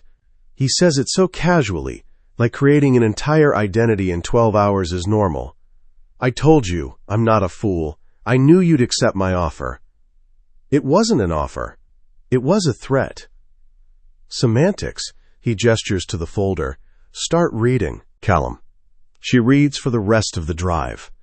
Callum watches her from the corner of his eye, noting the way her lips move silently as she memorizes details, the way her fingers trace over the fake documents like she's trying to convince herself they're real. Smart girl. She understands that her survival depends on playing this role perfectly. By the time they cross into Manhattan, she's gone through the entire folder twice. Quiz me, she says suddenly. Callum raises an eyebrow. Excuse me? Quiz me, make sure I know it. Interesting. She's not just accepting her new identity, she's perfecting it. Where did you go to college? Northwestern. Graduated 2019 with a degree in economics. GPA 3.8. First job? Analyst at Brighton Consulting in Chicago. Worked there for 3 years before relocating to New York. Why did you relocate? She hesitates. This isn't in the documents. Better opportunities, she finally says. Wanted a change of scenery. Wrong. Callum leans back. You relocated because of a bad breakup. His name was James. He cheated, you left, you needed a fresh start. It's more believable. She stares at him. You made up a whole boyfriend? Details matter. If someone asks, and they will, you need a story that holds up emotionally, not just on paper. Who's going to ask? My family, my associates, people who need to believe you're exactly who you say you are. He pulls out his phone, scrolls through messages. Starting tonight. Her face pales. Tonight? Dinner with my father. He wants to meet the new consultant I've hired. I'm not ready. Yes, you are. He looks up from his phone. You're smart, composed, and you think quickly on your feet. You'll be fine. And if I'm not? Then you'd better hope you're a convincing liar. The threat hangs in the air between them. The car pulls up in front of a building on the Upper West Side. Sleek glass and steel. Doorman in a pristine uniform. The kind of place where a studio apartment costs more than most people make in a year. This is your building, Callum says, opening the door. Apartment 14C, I'm in 14B. Of course he is. We're neighbors again, she says flatly. I like to keep my investments close. He steps out, offering his hand to help her from the car. She ignores it and climbs out on her own. The lobby is all marble and chrome, aggressively modern. The doorman nods to Callum without a word. Clearly knows him, clearly knows better than to ask questions. The elevator ride is silent. 14 floors of tension and unspoken threats. When the doors open, Callum leads her down a carpeted hallway to a door marked 14C. He produces a key, unlocks it, pushes it open. Welcome home, Elena. Fiona. The apartment is beautiful. And I hate it. Floor-to-ceiling windows overlooking Central Park, hardwood floors, modern furniture, a kitchen with appliances I don't know how to use. Everything is white and gray and perfectly sterile. Like a magazine spread. Like a prison cell designed by an interior decorator. Your clothes are in the bedroom, Callum says, walking through the space like he owns it. Which he probably does. Toiletries in the bathroom. I had my people stock the kitchen, but if there's anything specific you need, make a list. I stand frozen in the entryway, clutching the folder with my new identity. This is insane. This is survival. He turns to face me. You have 3 hours before dinner. I suggest you shower, change, and get into character. My father doesn't tolerate weakness. What if I refuse to go? Then I make a phone call, and your parents' car has a very unfortunate accident on their way home from work. He says it so matter-of-factly, like he's discussing the weather. Your choice. It's not a choice. It's never been a choice. Where's the dinner? My father's estate in Connecticut. We'll leave at 6. He walks to the door, then pauses. One more thing. What? Don't try to run. The building has security cameras on every floor, and my men are watching all the exits. Even if you made it to the street, you wouldn't make it to the next block. So I'm a prisoner. You're protected. He opens the door. There's a difference. Not from where I'm standing. Something flickers across his face. Not quite sympathy, but close. Get some rest, Elena. You're going to need it. The door closes behind him with a soft click. I'm alone. Completely, utterly alone. I walk through the apartment in a daze, opening doors, checking windows, all of which are locked from the outside. The bedroom is spacious, dominated by a king-sized bed. The closet is full of clothes in my size, expensive brands, tasteful cuts, nothing I would have chosen for myself. Someone went through my things in Philadelphia, measured me, cataloged my preferences. The violation of it makes my skin crawl. In the bathroom, I find toiletries, again, all my preferred brands. Shampoo, conditioner, face wash, even the specific brand of toothpaste I use. They know everything about me. Every detail. Every preference. Every vulnerability. I sink down onto the bathroom floor, back against the cold tile, and finally let myself break. The sobs come hard and fast, tearing through my chest like knives. I cry for my parents, who will think I'm dead. I cry for my old life, my old name, my old self. I cry for the woman I used to be. Fiona Mercer is dead, and Elena Morrison is all that's left. Callum. He can hear her crying through the wall. Callum stands in his own apartment, identical layout to hers, reversed, with his palm pressed against the plaster separating their spaces. The thin wall between them carries every sob, every broken breath. He should feel nothing. This is business. She's an asset, a tool to clean up Preston's mess and protect his family's interests. But the sound of her grief does something unexpected to his chest. Makes it tight. Makes him want to go next door and what? Comfort her? Tell her it gets easier? Promise her that this life won't destroy her? All lies. This life destroys everyone eventually. But maybe not her. Maybe she's strong enough to survive it. Callum pulls his hand away from the wall and walks to the window. The city sprawls below, millions of lights in the gathering dusk. Somewhere out there, Richard Preston is probably celebrating, thinking he's safe, now that his loose end has been tied up. He has no idea what's coming. Callum's phone buzzes. A text from his father. Is she ready? He types back, she will be. Another text. Bring the drive. Already planned. He pockets the phone and returns to the wall, listening. The crying has stopped. Water runs. She's in the shower. Good. She's pulling herself together, fighting past the fear and grief to do what needs to be done. Survival instinct. Callum respects that more than almost anything. At 5:45, he changes into a suit, charcoal gray, perfectly tailored, the uniform of his world. He checks his appearance in the mirror, adjusts his tie, and tries to ignore the fact that he's nervous. Not about the dinner. About her. About whether she'll hold up under his father's scrutiny. About whether she'll break. At exactly 6 o'clock, he knocks on her door. She opens it immediately, like she was waiting, and Callum's breath catches. She's transformed. Gone is the terrified woman in the cheap jacket. In her place stands someone polished and professional. Black dress, simple but elegant. Hair pulled back in a sleek bun. Minimal makeup that somehow makes her eyes look enormous. Elena Morrison. Perfect. Ready? He asks. No. Her voice is steady despite the fear in her eyes. But I don't think I have a choice. You don't. She nods once, grabs a small clutch purse, and steps into the hallway. What do I need to know about your father? She asks as they walk to the elevator. He's smart, ruthless, and he reads people better than anyone I've ever met. Don't lie to him unless you can sell it completely. Don't show weakness. And don't ever challenge him.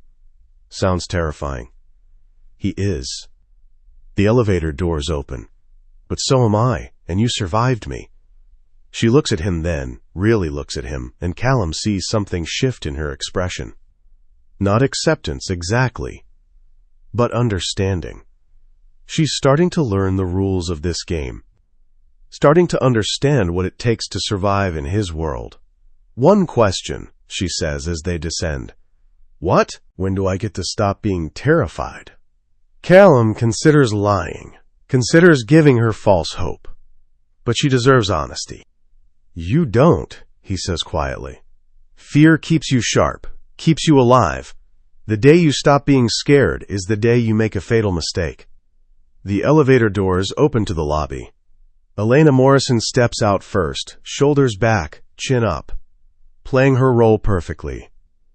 And Callum follows, wondering when exactly he started thinking of her as something more than just an asset. When he started wanting to keep her not just for what she knows, but for who she is. Dangerous territory. But Callum has never been good at playing it safe. Chapter 6.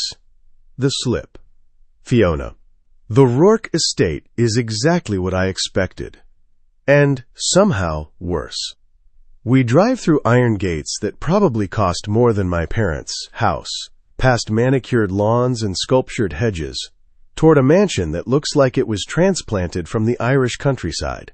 Stone and ivy, tall windows glowing with warm light, a circular driveway with a fountain at its center. Old money. Blood money. Breathe, Callum murmurs beside me. I realize I've been holding my breath.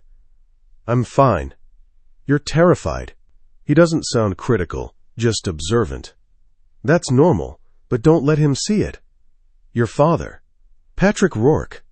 Callum's jaw tightens almost imperceptibly. And yes, he's exactly as bad as you're imagining. The car stops. A valet opens my door before I can reach for the handle. I step out on shaking legs, grateful for the expensive heels that force me to stand straight. Elena Morrison wouldn't slouch. Elena Morrison would be confident, professional, unafraid. I can be Elena Morrison. I have to be. Callum's hand finds the small of my back as we climb the stone steps. The touch is possessive, proprietary, a silent message to anyone watching. She's mine. The front door opens before we reach it. A man stands in the doorway, 60-something, silver hair, sharp blue eyes that miss nothing. He's dressed in slacks and a cashmere sweater, casual but expensive, distinguished. If I didn't know what he was, I'd think he looked kind. Callum! Patrick Rourke's voice is warm, welcoming, right on time. Father. Callum steps forward, and the two men embrace briefly, all very normal, very civilized. Then Patrick's eyes land on me. I feel stripped bare under that gaze, like he can see through the expensive dress and the false confidence, straight to the terrified woman underneath. And this must be Miss Morrison.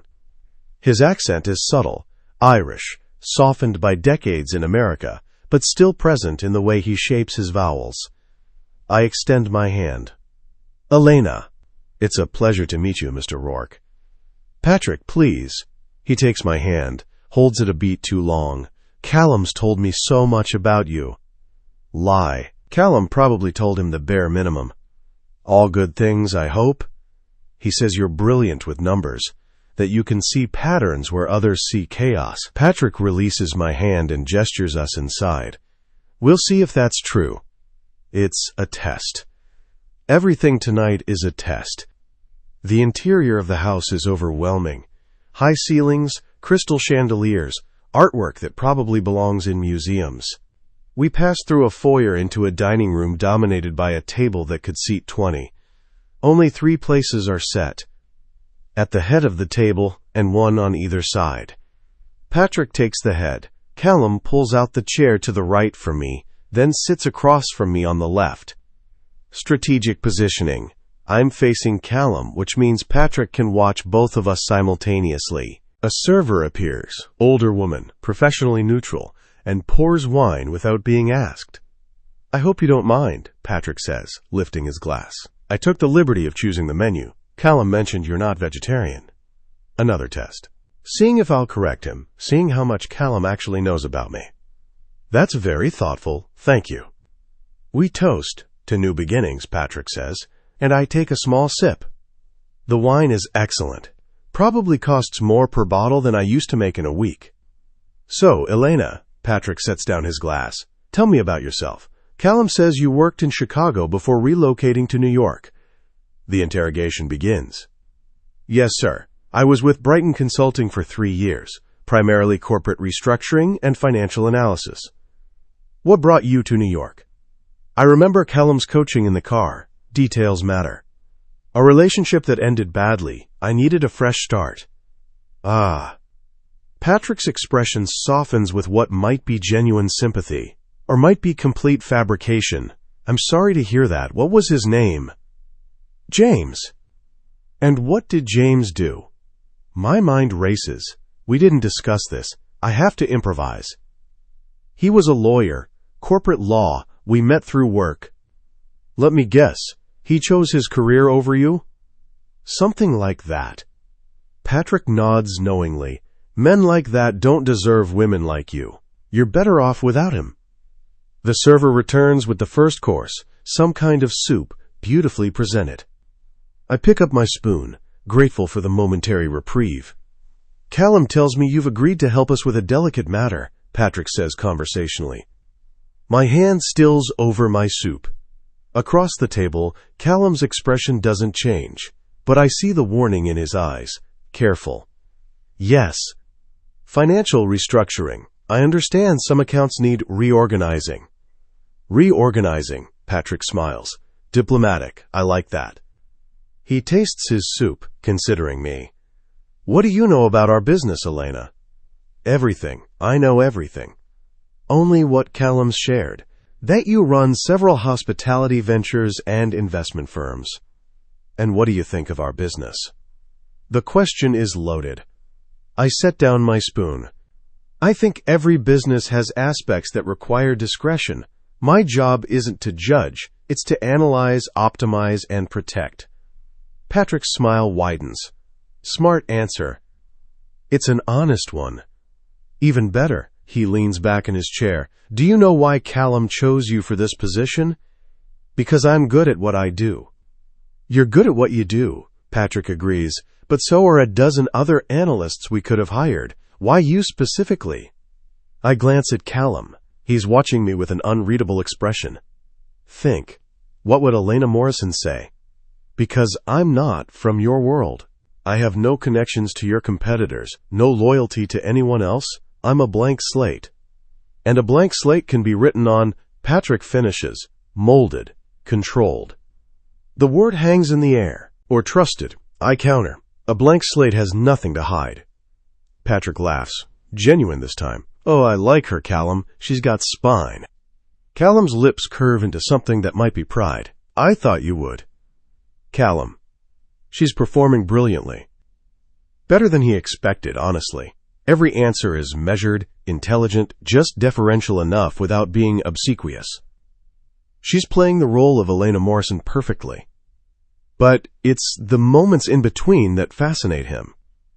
The way her fingers tighten on her wine glass when his father pushes too hard. The way her breathing quickens when the questions get too personal. The way she keeps looking at him for reassurance. Like she trusts him. Dangerous. Tell me, Elena, his father says as the main course arrives. Perfectly cooked lamb with roasted vegetables. What's your family like? Callum tenses. They didn't discuss this. This wasn't in the folder. Fiona, Elena, hesitates for just a fraction of a second. Small, just my parents and me. My father taught high school English. My mother was a nurse. Was. Past tense. Playing the role that Callum created for her. Family estranged. Minimal contact. No loose ends. They must be proud of you, Patrick says. I hope so. Her voice catches slightly. We're not as close as we used to be. That's a shame. Family is everything. Patrick cuts into his lamb.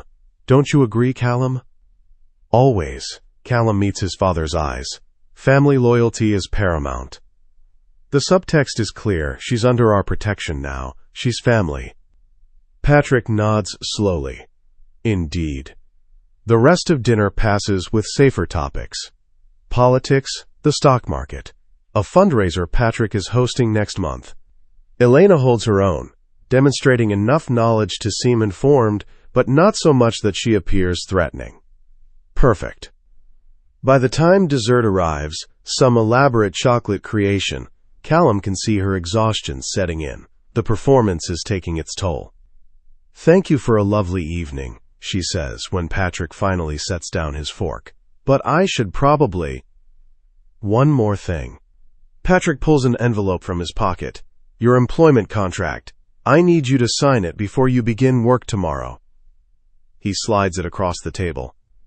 Elena opens it with steady hands, scans the first page. Callum watches her eyes widen. He knows what she's seeing. The salary. Generous. Far more than she's worth on paper. The benefits. The stipulations. The clause that says she's bound to the Rourke family for a minimum of 5 years. 5 years? she says quietly. Is that a problem? Patrick asks. Yes, her expression says. It's a prison sentence. No, she says aloud. It's generous. Then sign. She looks at Callum. He gives her the smallest nod. Sign it. Play the game. Survive tonight. Her hand trembles as she picks up the pen Patrick offers. She signs Elena Morrison in neat, precise script, binding herself to them. To him. Patrick takes the contract, satisfied. Welcome to the family, Elena. Fiona. The drive back to Manhattan is silent. I sit in the back of the car, staring at my hands, the same hands that just signed away 5 years of my life. 5 years working for the Rourke family. 5 years of being Elena Morrison. 5 years of being owned. You did well tonight. Callum's voice startles me. I'd almost forgotten he was there. I lied through my entire meal. That's the job. He's looking out the window, not at me. You'll get used to it. What if I don't want to get used to it? Then you'll be miserable for 5 years. He finally turns to face me. Or you can accept your new reality and maybe even find parts of it you don't hate. There's nothing to not hate about this. No? He leans closer, voice dropping. You have a beautiful apartment in one of the best buildings in Manhattan. A salary that most people would kill for. Protection from everyone who wants to hurt you. I have a cage. A gilded one. His eyes search mine. That's more than most people get. I turn away, pressing my forehead against the cool window glass. He's not wrong. I'm alive. My parents are safe. I have food, shelter, security. I should be grateful. But all I feel is hollow. When we arrive back at the building, I head straight for the elevator. Callum follows, maintaining that careful distance, close enough to control, far enough to give the illusion of freedom. The 14th floor is quiet. Our doors face each other across the narrow hallway. I pull out my key, ready to disappear into my apartment, and finally break down. Fiona. My real name stops me cold. I turn slowly.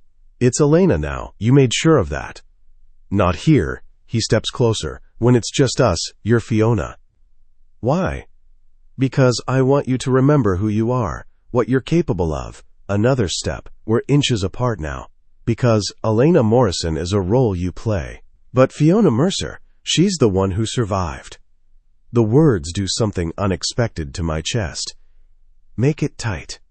Make it hard to breathe. You don't get to do that, I whisper. Do what? Be kind. Be human. You're a monster who's holding me hostage. Don't confuse me by pretending to be anything else. His jaw tightens. I'm not pretending. Then what are you doing? I'm keeping you alive. His hand comes up, almost touching my face, then drops. Even if you hate me for it. We stand there in the hallway, too close, both of us breathing too hard. This is dangerous. This moment, this proximity, this strange tension that's been building since Philadelphia. I should go inside, should put distance between us. Instead, I ask, did you mean it? What you said in the car, that I might find parts of this I don't hate? Yes. Why would you want that? His eyes drop to my lips, just for a second, because miserable assets are unpredictable, and I prefer my investments happy. Investment. The word is a bucket of cold water. Right. I turn to my door. Good night, Callum. Good night, Fiona. I slip inside and lock the door behind me. Only then do I let myself collapse. I slide down to the floor, back against the door, and finally allow myself to process everything. The dinner, the contract, the 5 years I just signed away. The way Callum looked at me in the hallway like I was something more than just an asset. The way I almost wanted him to touch me. No. I can't think like that. He's my captor, my jailer, the man who destroyed my life. The fact that he sometimes seems almost human doesn't change what he is. A knock on the door behind me makes me jump. I know you're sitting on the floor. Callum's voice comes through the wood. I can hear you breathing. I don't respond. Tomorrow you start work. 9 a.m. I'll brief you on the Preston accounts. A pause. Get some sleep, Fiona. You'll need it. Footsteps retreat. A door opens and closes. He's gone.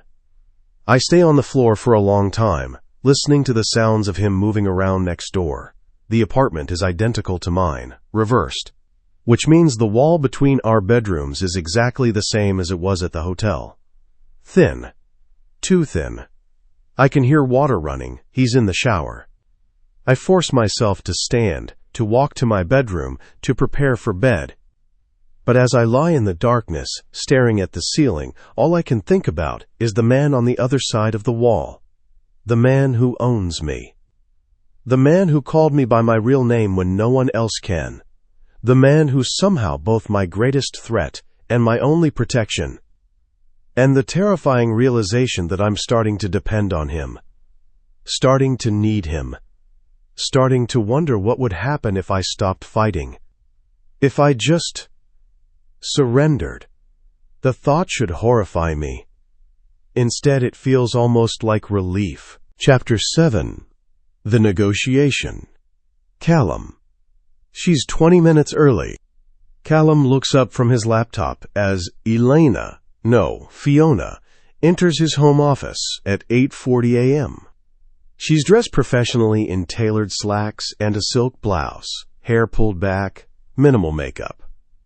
Playing the part perfectly. But there are shadows under her eyes that makeup can't quite hide. She didn't sleep. Neither did he. He'd spent half the night listening to her move around next door, pacing, running water, the soft sound of crying she tried to muffle. The other half, he spent trying to convince himself that the tightness in his chest was concern for his investment, not something far more dangerous. "You're early," he says. I couldn't sleep. Honest, he appreciates that. "Coffee?" He gestures to the pot on the credenza. "Please." She pours herself a cup, adds cream, stirs methodically. When she turns back, her expression is carefully neutral. "Where do we start?"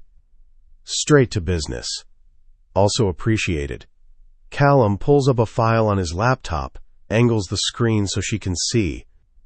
Richard Preston was laundering money through 43 shell corporations. Your files documented most of them, but not all. I need you to find the ones you missed. She sets down her coffee and leans over his shoulder to look at the screen. Too close. He can smell her shampoo, something floral and clean. "These accounts," she says, pointing, "the ones flagged in red, those are the ones I found?" "Yes." "And you need me to find more?" "I need you to find all of them." Preston kept separate records, redundancies, insurance in case one set got compromised. Callum pulls up another window. He was paranoid. Smart. Which means there are accounts buried so deep that even my people haven't found them. But you think I can? I know you can. You found the first 43. She straightens, putting distance between them.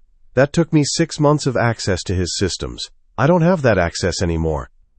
No, but you have something better. He turns to face her fully. You have me. The implication hangs in the air. She crosses her arms, defensive. What does that mean?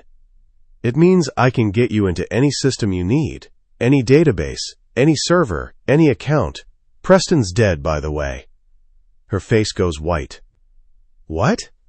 Car accident. 3 days ago. Very tragic. Callum keeps his voice neutral. Which means his files are in probate and his firm is in chaos. Perfect time to dig. You killed him. I didn't. True, his father's men handled it, but I won't pretend to mourn him. She sinks into the chair across from his desk, hands shaking. He deserved prison, not...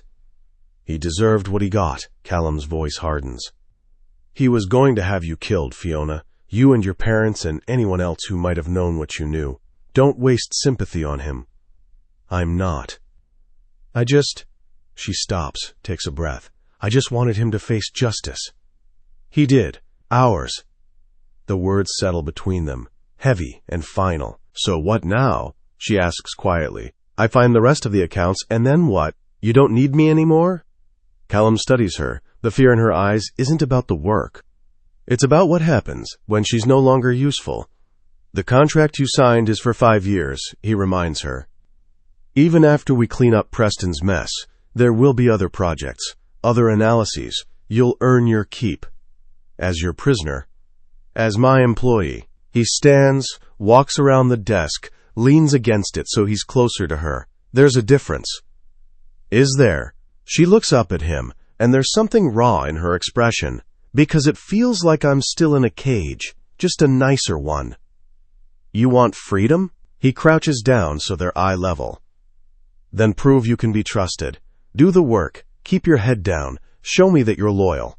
Eventually, the cage gets bigger. How much bigger? That depends on you. She searches his face, looking for the lie. She won't find one. He means every word. Okay, she finally says. Show me what you have. Fiona. Working with Callum is unexpected. I thought he'd hover, micromanage, question every decision. Instead, he gives me space. He sets me up at a second desk in his office, sleek, modern, with 3 monitors and processing power that makes my old work computer look like a child's toy. He provides passwords, access codes, encryption keys. Then he sits at his own desk and works in silence. For hours. It's almost comfortable. Almost. Except I can feel him watching me, not constantly, but periodically. His eyes lift from his screen, track my movements, assess my progress. Like I'm an experiment he's monitoring. Question. I say around noon, not looking away from the spreadsheet I'm analyzing. Yes? How did Preston hide these accounts so thoroughly? He wasn't that sophisticated when I worked for him. He wasn't working alone.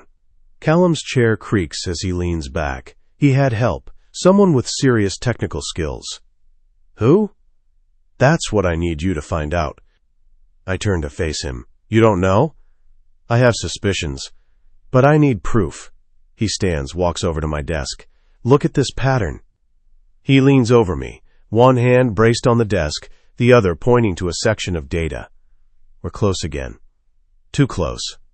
I can feel the heat of him, smell his cologne, hear his breathing. See these transactions? He says, voice low. They're routed through servers in 3 different countries. That's not Preston's style. No, I agree, trying to focus on the numbers and not on his proximity. He preferred domestic accounts, easier to access. Exactly, which means someone else set this up, someone who knew how to cover their tracks. I scroll through the data, following the money trail. Whoever it is, they're good, really good. Can you find them? Maybe. If I stop, noticing something. Wait. What? This timestamp, it's off by exactly 6 hours. Callum leans closer, studying the screen. Different time zone? Or someone spoofing their location. I pull up another window, cross-reference the data. Every transaction from this account has the same discrepancy. 6 hours. Every time. Sloppy. Or intentional. Making it look like someone in Europe when they're actually East Coast, Callum finishes, understanding immediately. Smart. Our eyes meet.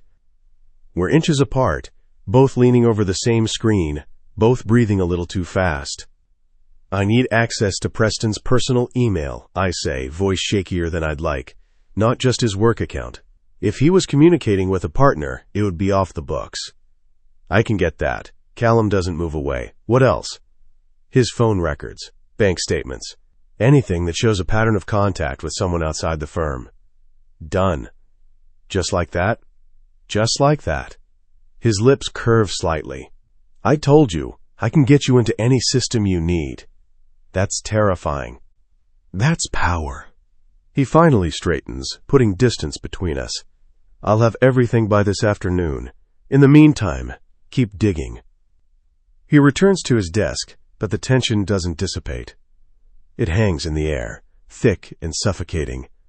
I force myself to focus on the work, lose myself in numbers and patterns and data trails. It's easier than thinking about the man across the room. Easier than acknowledging the fact that I'm starting to anticipate his responses, starting to understand how he thinks, starting to work with him instead of against him. Around 3, he orders lunch. Thai food. Enough for both of us. We eat at our respective desks in companionable silence.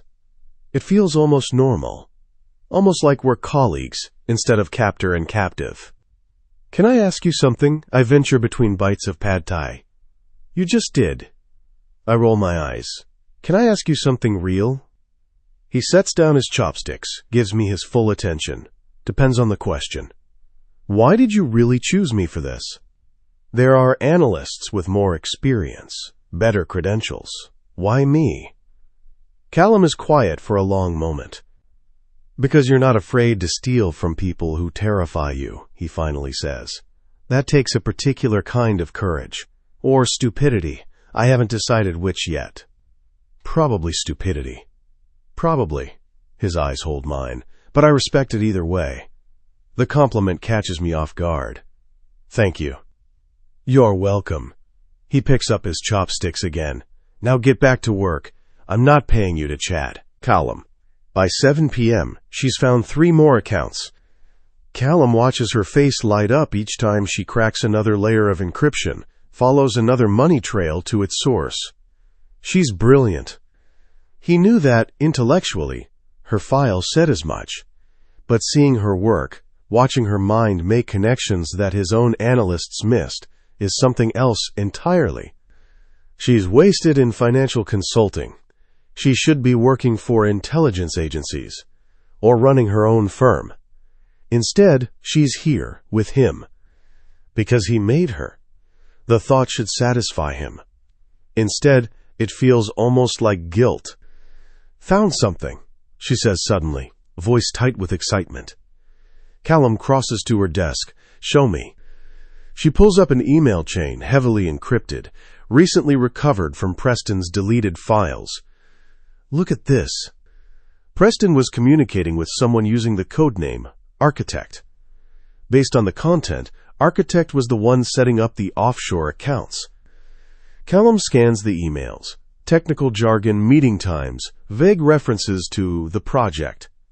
Can you trace Architect's email? Already did. It's a dead-end, disposable account, routed through multiple VPNs. Whoever this is knows what they're doing. But? She smiles. But they made one mistake.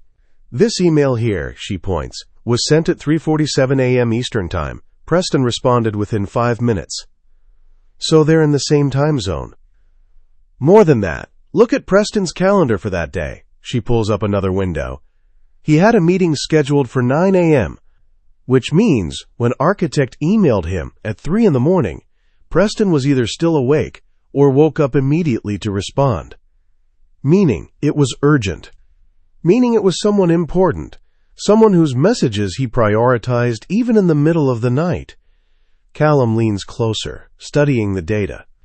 You think Architect is someone Preston knew personally?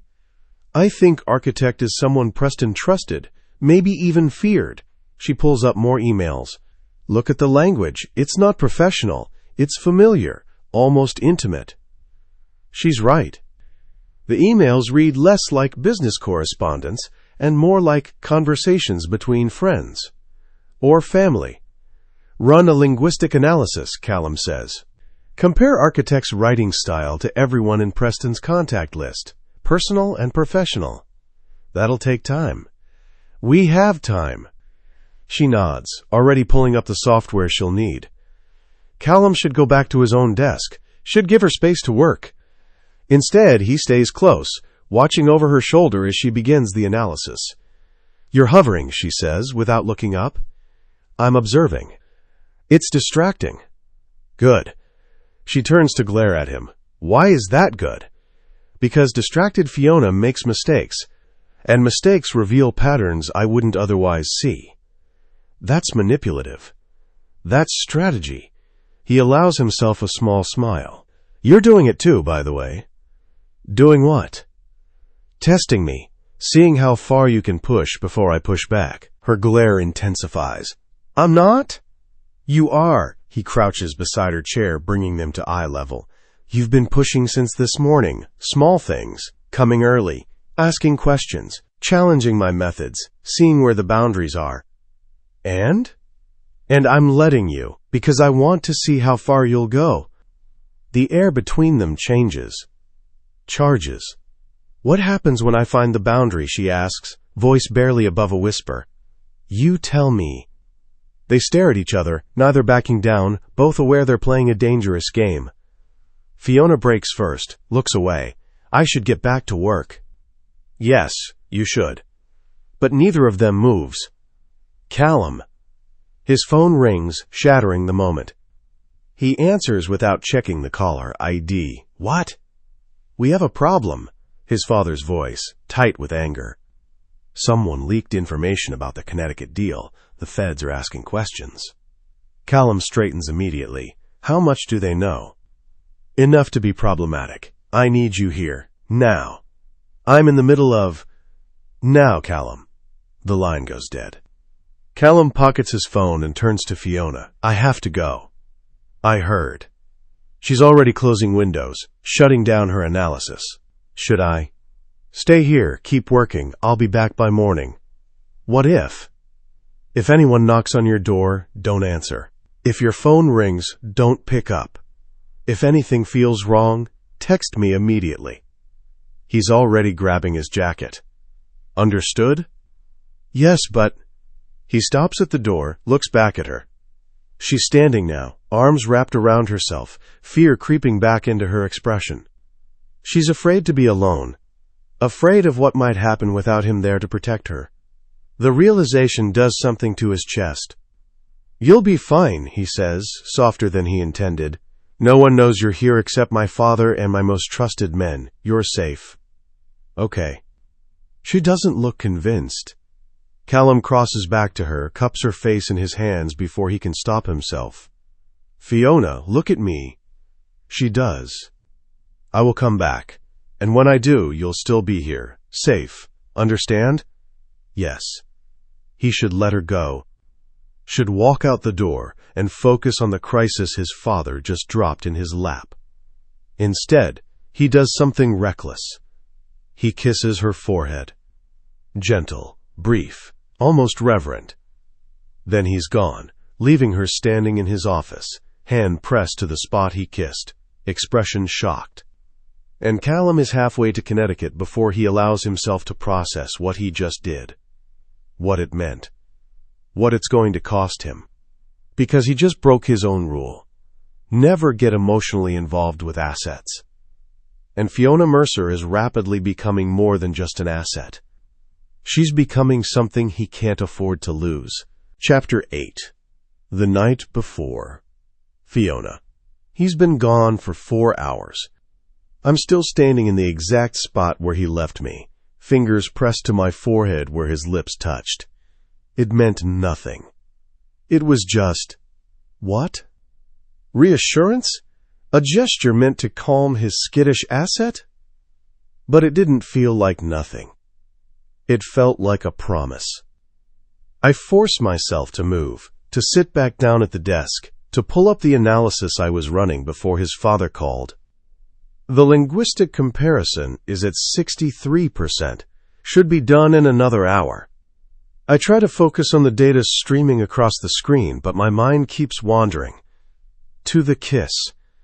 To the way his hands felt cupping my face. To the look in his eyes right before he left. Something raw and unguarded that I've never seen before. Stop it. He's your captor, your jailer. The man who destroyed your life and rebuilt it in his image. The fact that he sometimes seems human doesn't change what he is. Doesn't change that you're his prisoner. But the words ring hollow. Because I've been working with him all day, and he didn't feel like a jailer. He felt like a partner. Someone who trusted my intelligence, respected my skills, challenged me to be better. Someone who made me feel useful instead of afraid. Dangerous thoughts. The kind that get you killed in his world. At 11:47 p.m., the analysis completes. I lean forward, scanning the results. Then I freeze. No, it can't be. But the data doesn't lie. Architect's writing style matches one person in Preston's contact list with 92% certainty. Marcus Chen. My friend, my colleague, the man I thought was murdered for asking too many questions. Except the dates don't match. According to this analysis, Architect was still sending emails 2 weeks after Marcus supposedly died. Which means either the analysis is wrong, or Marcus isn't dead. My hands shake as I pull up more data. Cross-reference timestamps, IP addresses, location data from Marcus's phone. The pattern is unmistakable. Marcus Chen faked his death. And he's been working with Preston against the Rourkes this entire time. Oh God. Oh God, oh God, oh God. I need to call Callum. I grab my phone with trembling fingers, pull up his contact. The lights go out. Complete darkness. My heart stops. Power outage? Building maintenance?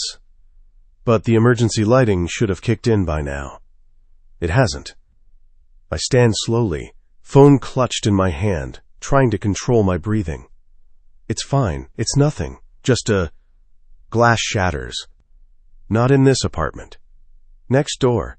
In Callum's apartment. Someone's breaking in. I run to the door, press my ear against it, listening.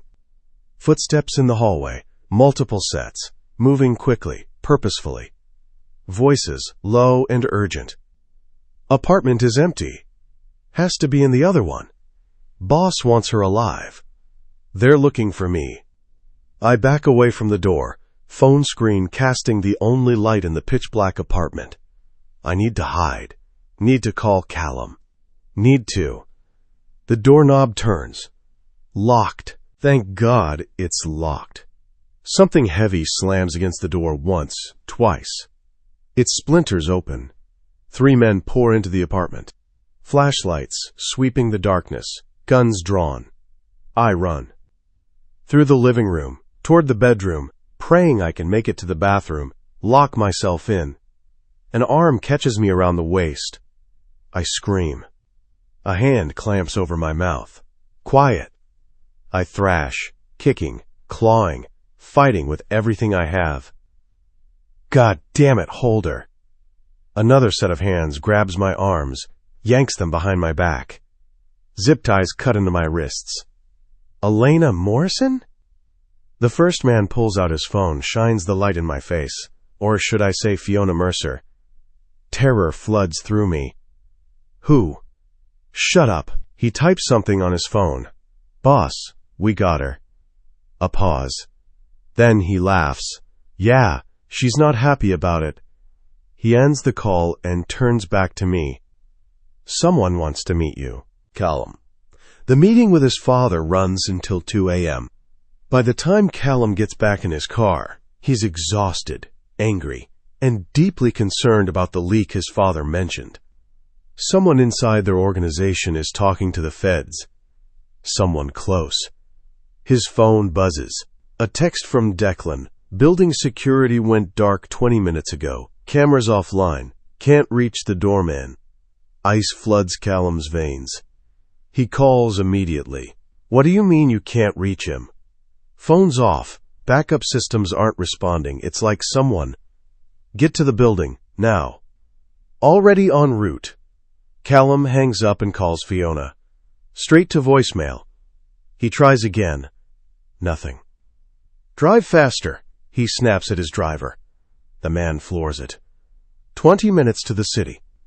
20 minutes of Callum's mind running through every worst-case scenario. Preston's partner finding her. Rival families making a move. The feds showing up with warrants. Marcus Chen returning from the dead. That last thought catches him. Marcus Chen. The analyst Preston supposedly had killed. But what if he wasn't dead? What if he was the partner Fiona was looking for? It would make sense. The technical sophistication, the inside knowledge, the timing. Callum pulls up Marcus Chen's file on his phone, scanning through it with new eyes. Computer science degree from MIT, specialized in encryption and cybersecurity, worked for Preston for 6 years before his death. A death that was never actually confirmed. Just a body in the river, too decomposed to identify, matched to Chen based on circumstantial evidence. Son of a bitch, Callum mutters. He calls Declan again. I need everything on Marcus Chen. Real-time location if he's alive. Associates, bank accounts, properties, everything. On it. The car screeches to a halt in front of his building. Callum is out before it fully stops, taking the stairs 3 at a time. 14th floor. His door is intact. Fiona's is splintered open. His heart stops. He draws his gun and enters carefully, sweeping the darkness. The apartment is empty. Destroyed, but empty. Furniture overturned. Papers scattered. Her laptop smashed on the floor. Signs of a struggle. But no Fiona. No blood, thank God. They took her alive. Callum's phone rings. Unknown number. He answers. Yes? Callum Rourke, a male voice. Familiar. We need to talk. Chen. A pause. So you figured it out. Where is she? Safe, for now. Marcus Chen sounds almost apologetic. I don't want to hurt her. She was my friend. But I need what she gave you. The USB drive. All of it. Everything she downloaded. Everything you've found since. I want a complete accounting of Preston's operation. Why? Because your family killed a good man, and I'm going to make sure everyone knows about it. Callum's jaw tightens. Preston was a criminal. He laundered money for murderers. He was trying to get out. He came to me, asked for help setting up accounts that would give him leverage. An insurance policy in case your family turned on him. Marcus's voice hardens. Guess he was right to be paranoid. Where is she? The old meatpacking plant on West 14th. You have 1 hour. Bring the drive. Come alone. Any deviation, and she dies. The line goes dead. Callum is already moving, gun holstered, mind calculating. 1 hour. West 14th. Abandoned meatpacking district. A trap, obviously. But he doesn't care. Declan meets him at the car. I have 6 men. No. Callum's voice is ice. He said, come alone. Boss, that's... I don't care. He meets Declan's eyes. Have them positioned around the perimeter, but no one moves unless I give the signal. Understood? Yes, sir. The drive to the meatpacking district takes 12 minutes. Callum spends them loading weapons, checking ammunition, preparing for war. The USB drive is in his pocket. The real one this time. Everything Fiona found. Everything his analysts uncovered. Everything that could destroy his family's operations. He'll trade it all for her. Every bit of it. Because somewhere in the last week, Fiona Mercer stopped being an asset and became something far more valuable. Something irreplaceable. The meatpacking plant looms ahead. 4 stories of broken windows and rust-stained concrete. Condemned years ago. Perfect for this kind of meeting. Callum parks and gets out. The night is silent except for the distant wail of sirens and the scurry of rats in the darkness. He walks toward the main entrance, hands visible, gun still holstered.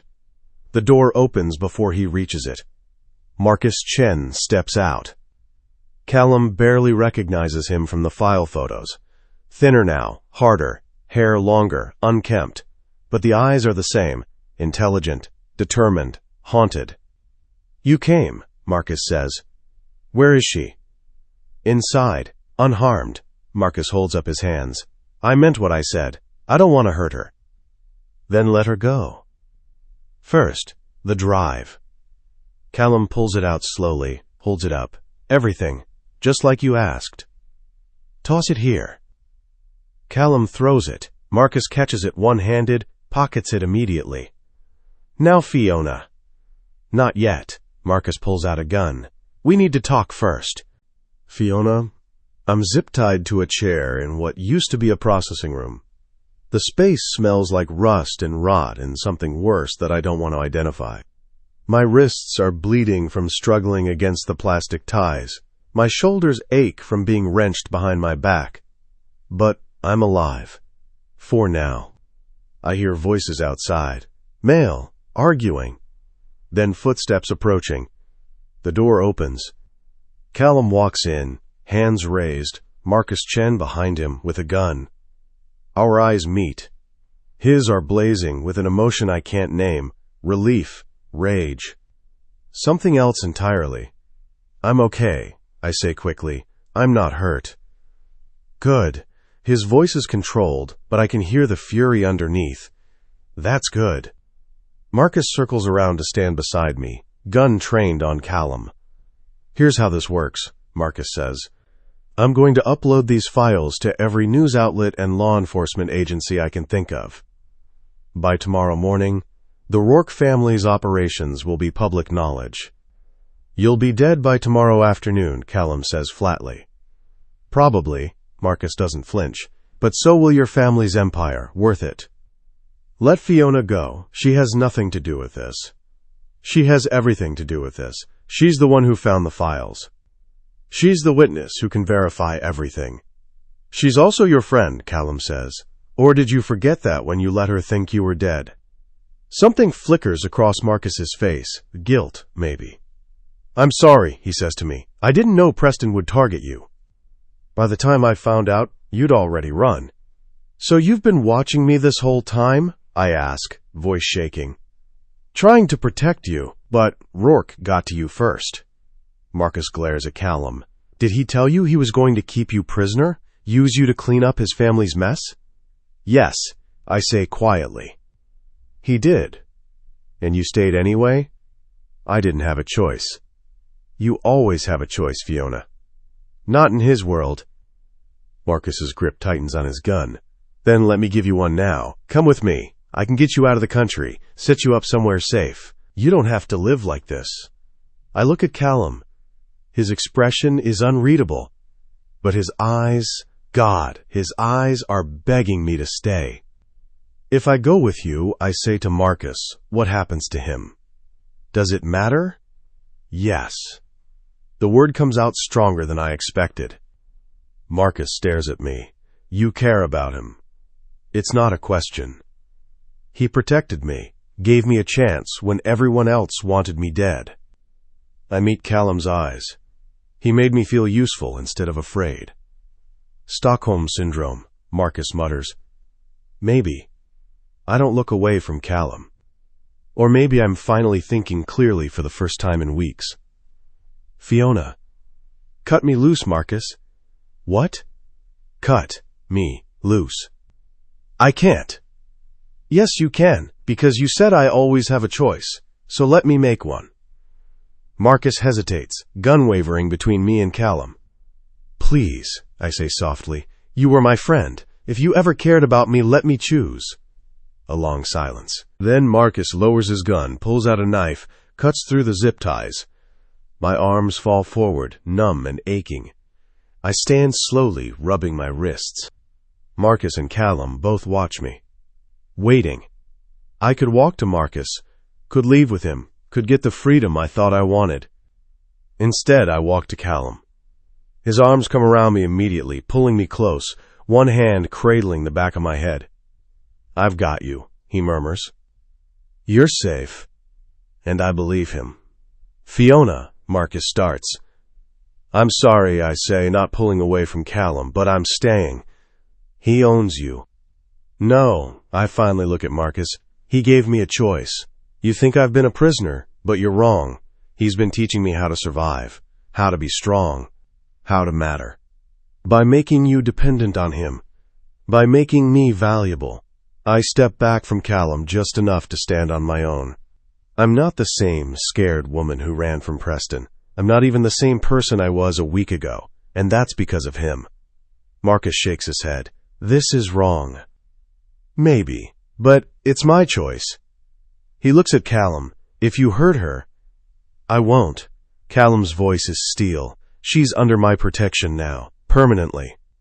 And the files. Keep them. Upload them. Do whatever you think will bring you justice. Callum pulls me closer. But understand this. If anything in those files puts her at risk, I will hunt you down and make you regret it. The threat hangs in the air. Marcus considers, then nods slowly. Fair enough. He backs toward the door, gun still in hand but no longer aimed at us. I really am sorry, he says to me, about all of it. I know. Be careful, Fiona. Men like him. I know what he is, I interrupt. I'm staying anyway. Marcus leaves. Callum and I stand in the darkness, his arms still around me, both of us breathing hard. Are you okay? He asks finally. Ask me tomorrow. Fiona? Don't! I press my fingers to his lips. Don't apologize. Don't tell me I made a mistake. Just take me home. His eyes search mine. Home? Your apartment, my apartment. I don't care. I lean my forehead against his chest. Wherever you are, that's home now. His arms tighten around me. Okay, he whispers. Okay. And for the first time since this nightmare began, I feel safe. Not because I'm free, but because I've finally stopped running. Epilogue. 6 months later. Fiona. I wake to sunlight streaming through floor-to-ceiling windows and the smell of coffee. For a moment, I forget where I am. Then Callum's arm tightens around my waist, pulling me back against his chest, and I remember everything. His apartment, his bed, his life. Ours. You're awake, he murmurs against my hair. Barely. Good, stay that way. He presses a kiss to my shoulder. I like you like this. Like what? Soft, unguarded. Another kiss, higher this time, mine. The possessiveness in his voice should bother me. 6 months ago it would have terrified me. Now it just makes me smile. Yours. I agree, turning in his arms to face him. He looks different in the morning light, softer. The sharp edges of Callum Rourke, underboss and heir to a criminal empire, smoothed into something almost gentle. Almost. What time is it? I ask. 7. We have the meeting at 9. I know. His hand slides down my spine. Plenty of time. Callum. He kisses me, slow and deep, and I forget whatever protest I was about to make. This is still new, still surprising. The fact that the man who once held me captive now holds me like I'm something precious. The fact that I let him, want him to. We make love slowly, taking our time, learning each other the way we've been doing for months now. Every touch is familiar and new at once. Every sound catalogued and savored. When it's over, we lie tangled together, breathing hard, both of us smiling. I could get used to this, I say. You better. I'm not letting you go. There's no threat in it anymore. Just truth. I trace patterns on his chest, following old scars I've learned to map in the darkness. Your father called yesterday. Callum tenses slightly. About? The Torino situation. He wants my analysis of their financial vulnerabilities. And? I sent it to him. They're overextended in real estate. 3 bad quarters, and they'll be desperate. Which makes them dangerous. Which makes them negotiable. I look up at him. I also suggested an alternative. His eyebrow raises. You're suggesting strategy to my father now? He asked for my opinion. That's unprecedented. He trusts me. I say it with a mixture of pride and disbelief. Or at least, he trusts my work. He should. You're brilliant. Callum rolls us so I'm on top, straddling his hips. But you're also mine, which means he needs to remember boundaries. I laugh. Possessive much? Always. His hands settle on my waist, especially with you.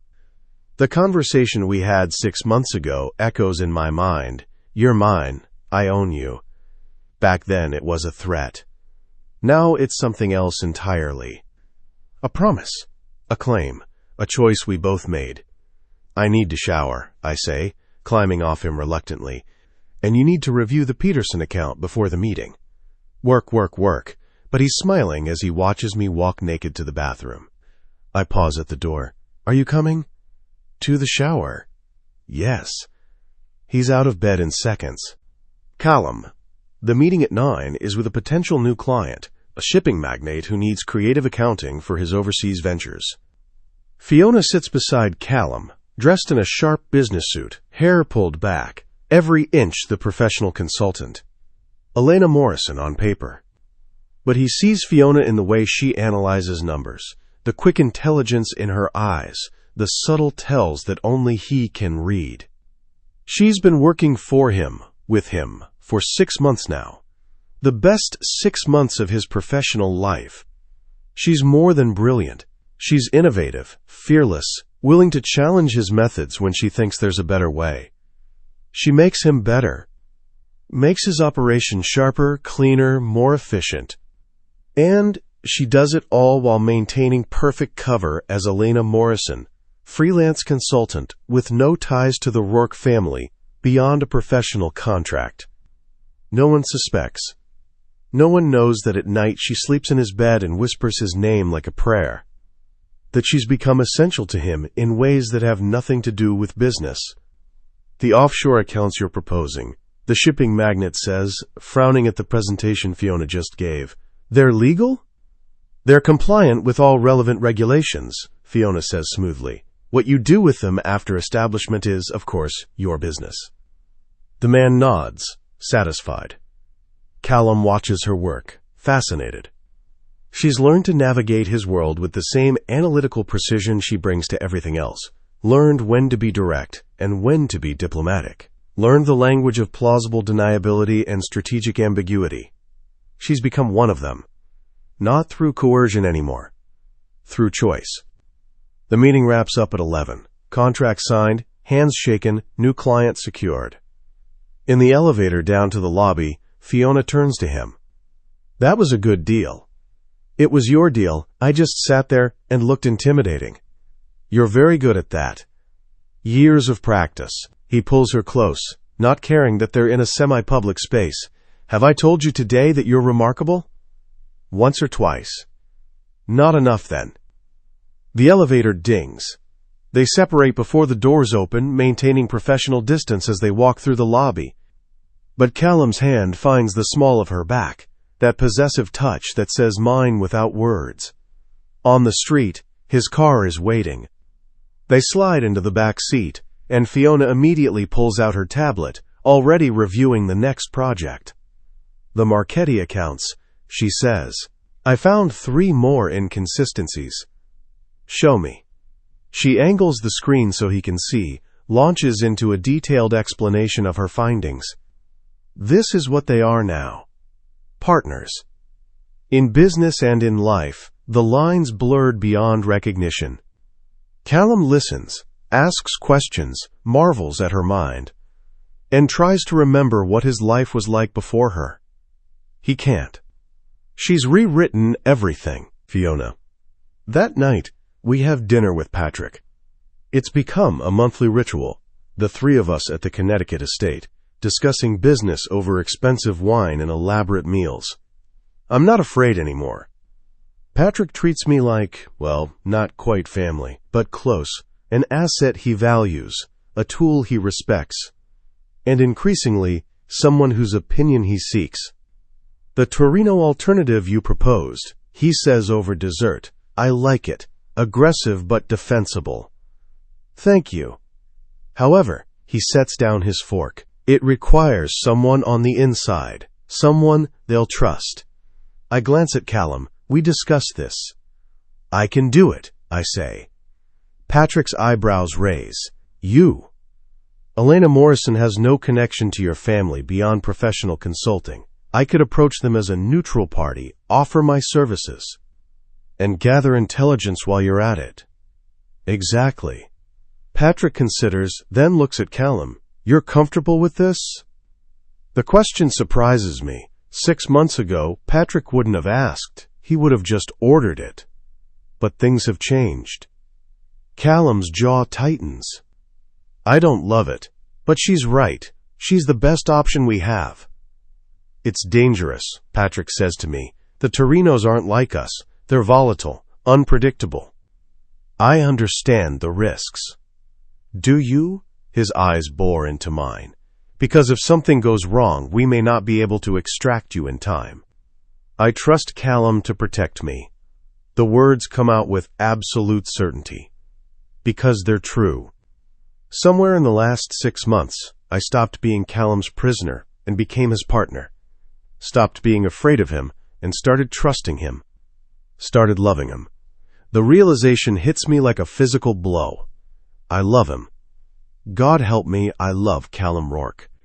Patrick sees something in my expression, nods slowly. Very well, but Callum, she's your responsibility. She always has been, Callum says quietly. After dinner, we stand on the terrace overlooking the dark grounds.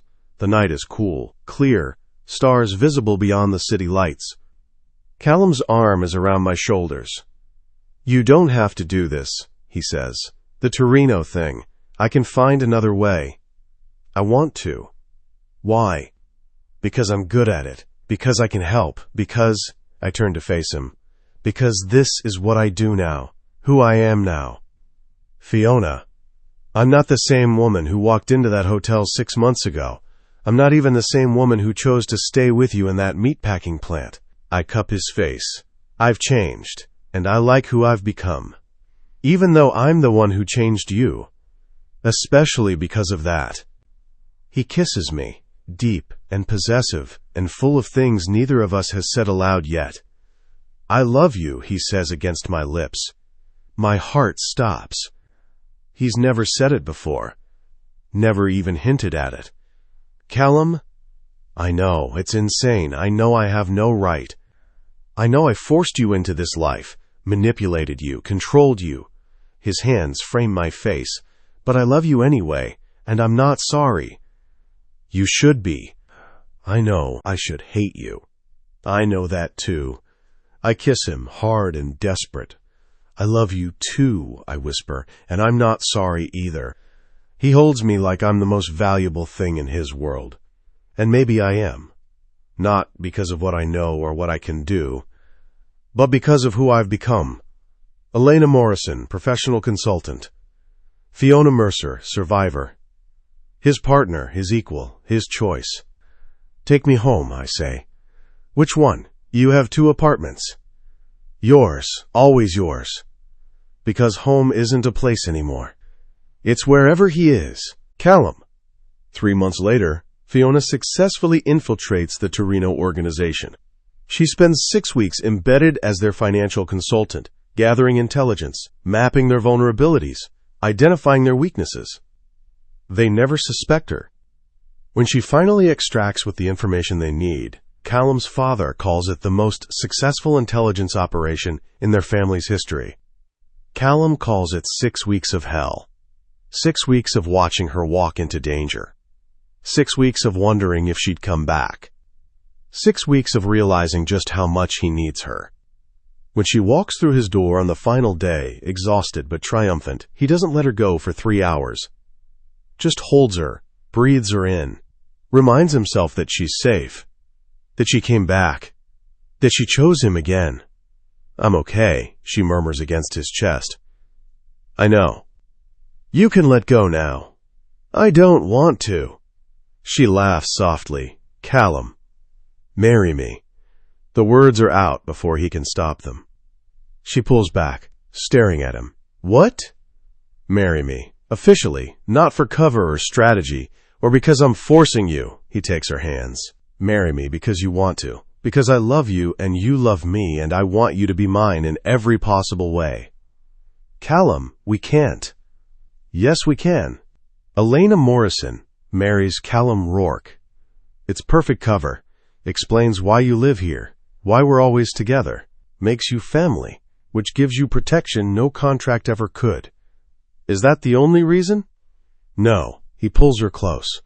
I want you to be my wife because I can't imagine my life without you. Because you've made me better, made me want to be better. Because you see the monster I am and love me anyway." Tears stream down her face. "That's not fair. Using pretty words when I'm exhausted and emotional. Is that a yes?" "Yes." She laughs through her tears. "Yes, you impossible man, I'll marry you." He kisses her, tasting salt and joy in the future they're building together. "I need to tell you something," she says when they finally break apart. "What?" "My name. My real name." She takes a shaky breath. "I've been Fiona Mercer and Elena Morrison for so long I almost forgot. But if I'm going to be your wife, you should know." Callum's heart clenches. All this time, and he never asked. Never thought to verify. "Tell me," he says softly. "Fiona Elizabeth Mercer," she smiles. "Named after my grandmother. Elizabeth was my mother's maiden name." "Fiona Elizabeth Mercer," he repeats, committing it to memory. "Soon to be Fiona Elizabeth Rourke." "God, that sounds dangerous." "It is," he grins. "But you like danger now. Only when it's you." They make love on the living room floor, too desperate to make it to the bedroom. Afterward, lying tangled together in the dying light, Fiona traces the tattoo on his chest, the family crest he earned at 18. "Can I ask you something?" she says. "Anything. That first night, at the hotel, when you knocked on my door and said my name, did you know then?" "Know what?" "That I'd end up here, with you, like this." Callum considers. "No," he admits. "I thought you were a problem to solve. An asset to acquire." "And now?" "Now, you're everything." He tilts her chin up. "You're my partner, my equal, the person I trust most in this world. You're the reason I want to build something better instead of just maintaining what we have." That's a lot of pressure. You can handle it. She can. He knows she can. Because Fiona Mercer, no matter what name she uses, is the strongest person he's ever met. Strong enough to survive his world. Strong enough to change it. Strong enough to change him. "I love you," he says. "I know," she kisses him. "I love you too." And for the first time in his life, Callum Rourke feels like he's finally home. Not in the estate he inherited. Not in the empire he's built. But in the arms of the woman who was supposed to be temporary and became permanent.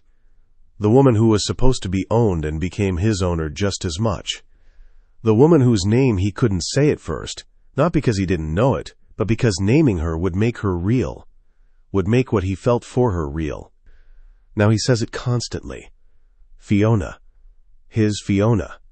The name he'll never stop saying. The woman he'll never let go.